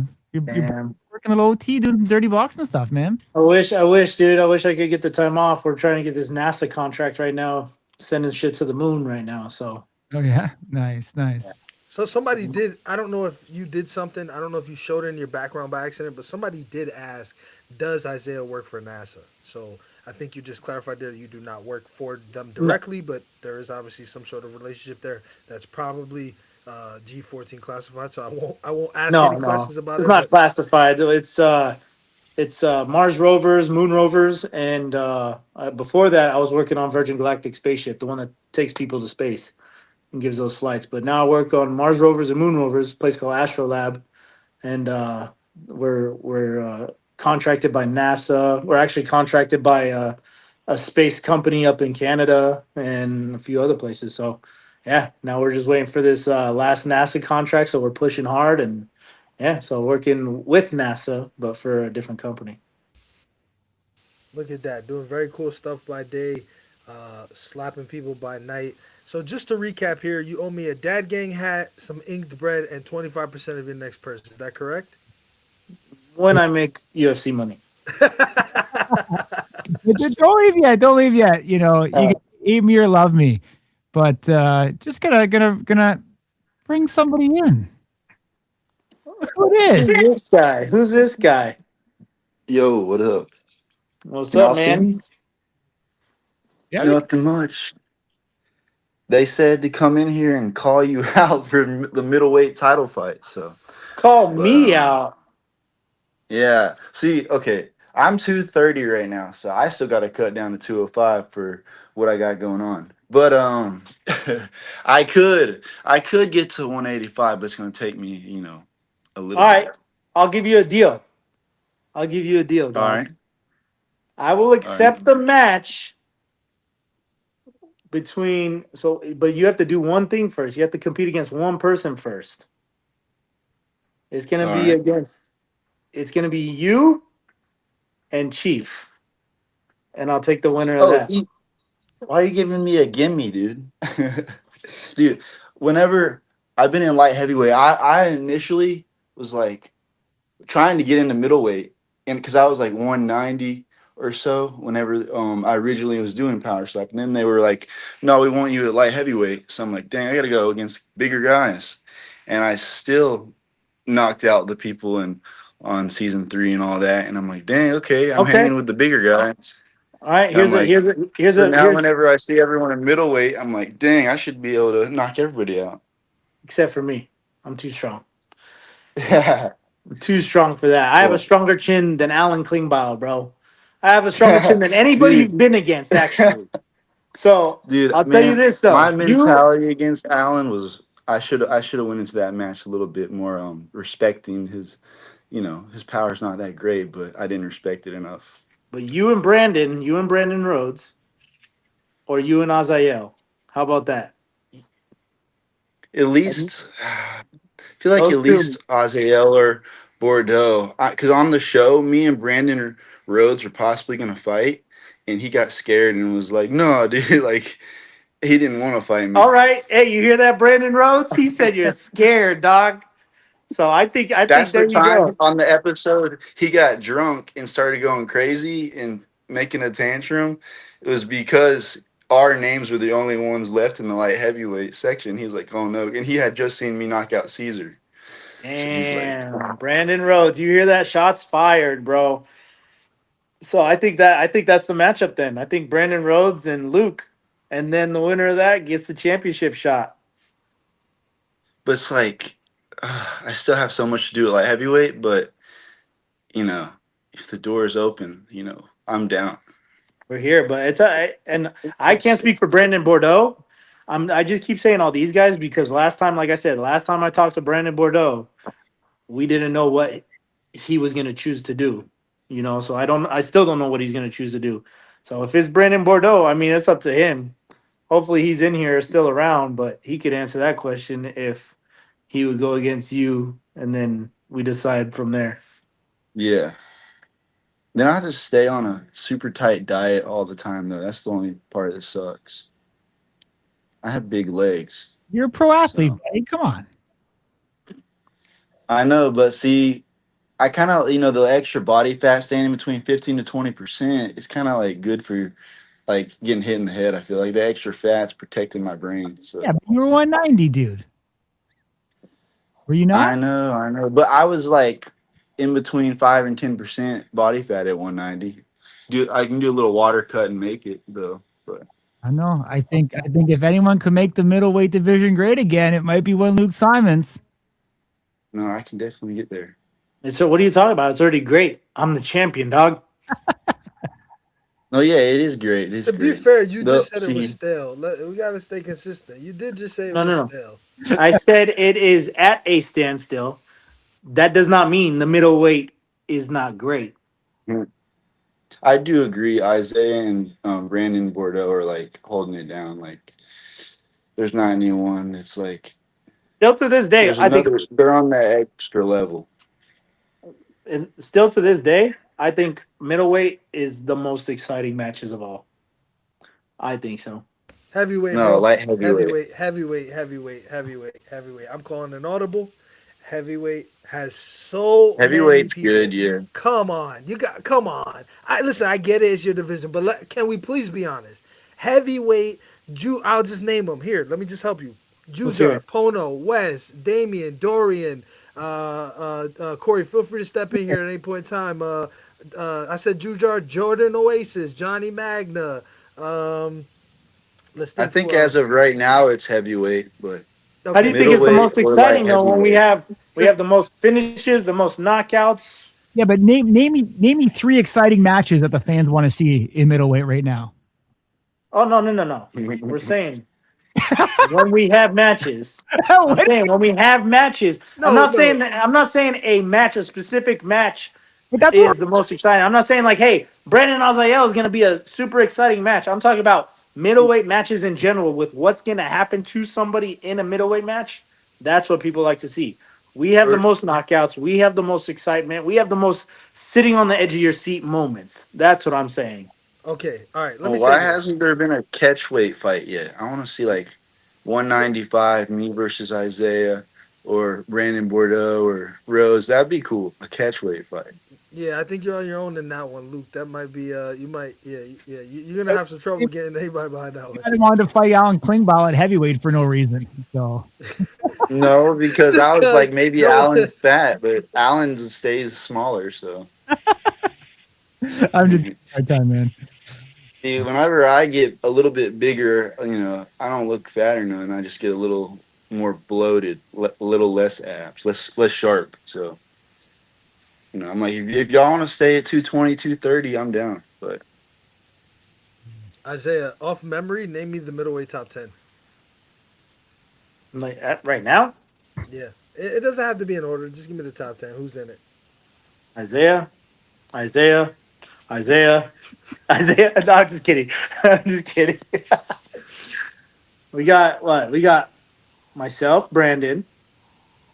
We still got Wesley Drain in there. We still got John Davis in there. We still got AJ in there, right? We got Chief and Darren and Garrett Grimes, and then Stunt Marshall. So let's see. Who am I missing? I'm missing one person. Please don't hate me if Two I'm. people, because you said yourself. Can I give Yeah, him a what? still count. I'm fucking sorry. Hold on. I said John Davis. I said Wesley You, Drain. you said this name already, but a different one. Oh, hold on. Garrett Grimes. Fucking. Oh, Brandon Rhodes. Okay, you missed one. Um, He's newer. fuck. I suck with the fucking new names. Fuck. Don't hate me, bro. I just suck with names. I mean, if he hates you, you're the middleweight champion. He's got to Yeah, face you. what's the last one? What's the last one? Daniel Darinovich. Now, I would have never fucking got that, bro. just name me. Just name Yeah. me 10 heavyweights. Doesn't matter if they're ranked or unranked. Ryan Phillips. No, I'm just joking. No, I'm Seems a lot. He's just fucking around. I'm just Come joking on. with that one, bro. We got our boy Buffalo Soldier. We got our boy Aaron Turner. We got the Bell. We got Darius Dorian. You say how many you want? 10. 5 more. Oh, okay. Darius Dorian Pono, obviously. What's his name? Drawing a blank. Bryce. Now I'm drawing. I got all these names, but hold on. It's on the tip of my tongue, dog. Fuck. 10 is a lot. Yeah. Why? How? Their rankings I are mean, 10 just people. think off of the top of your head. Like 5 is easy, but Nah. No, yeah. I'm I West. can name 10. I can name 10 people in most divisions. No, I could name them. It's just I'm just drawing a blank on some No, of the no, names. no, no, no, Corey. I see your eyes. I see your eyes. I see your eyes. Do not do it. I saw your eyes. Don't do it. We're supposed to be on the same team here. How many did I get so far? 6. 6. Yeah. Some new guys, buddy. Come on. Yeah, it's fine. My point is not proven. I was just trying suck to at the prove- new bro. I met a lot of the new guys, like we said. Brandon Bordeaux was coaching, Manny was coaching. They know a lot of these new guys coming in. It's like it's hard to name them all off the top. You got Brian Ellis, right? Yep.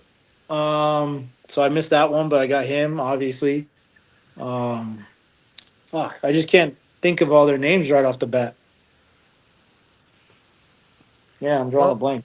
I got I 7. was, so what I was hoping to do was prove that you can name 10 heavyweights easier than you can name the top 10 middleweights, but you must have caught on and you purposely just fudged that. So I will give you the I'm legit missing 3, bro. What are the 3 I'm missing, dog? Well, you weren't even going by top 10. You said Bryce Jones. He's not in the top 10. So you're definitely not following anything in specific. But nevertheless, let's see here. Can we ask why Ryan Wallace is number 10 welterweight while he's always 0-2 and never had a match at welterweight? I cannot answer that question for you, to be perfectly honest with you, Rod. He knocked out Sheena's brother in 1. He sure did. So the champ ought to know who he is. Rod Wave got destroyed by Cole. Well, that's mean. Roads alert. Nobody knows who that number 10 guy is. Okay, all right. Nevertheless, what do we have? That's it, Corey. I have nothing else. If you don't have anything, I'm good, man. I'm good. Luke, thanks for joining short notice. Hopefully, we see you very Yeah. soon. Yeah, Any I'm hints you coming. wanna drop? Oh, you're coming. Okay. And yeah, I'll be around.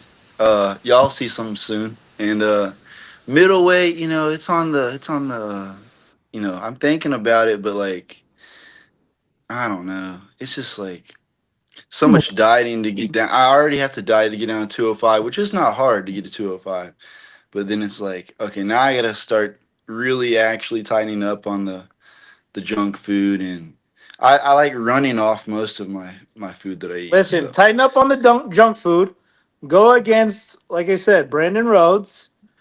And then, you might work your way up to champ, maybe. See, I And feel like it'll be then you'll easy get a once I dose. get down there, but the dieting will be the hardest part. No, that's the easiest part, bro. And then you could get a dose of melatonin. Yeah, but Yeah. Isaiah did it, man. Come on. Isaiah did it. Remember? You forgetting that? Come on, I'm Doughboy, remember? Do what? Hey, you need to go get that brain check, bro. All right, guys. I appreciate you guys. Much love, guys. Gonna head out here. Luke, for you, Isaiah, See you. everybody else who has joined us here tonight, the Crazy Hawaiian Stunt Marshall. Appreciate you guys as well. If you made it this far, you guys are troopers. You guys are warriors. We're 2 hours plus. This might be the longest of 91 episodes we have done. Until next week, same place, same time. Your boy Slap News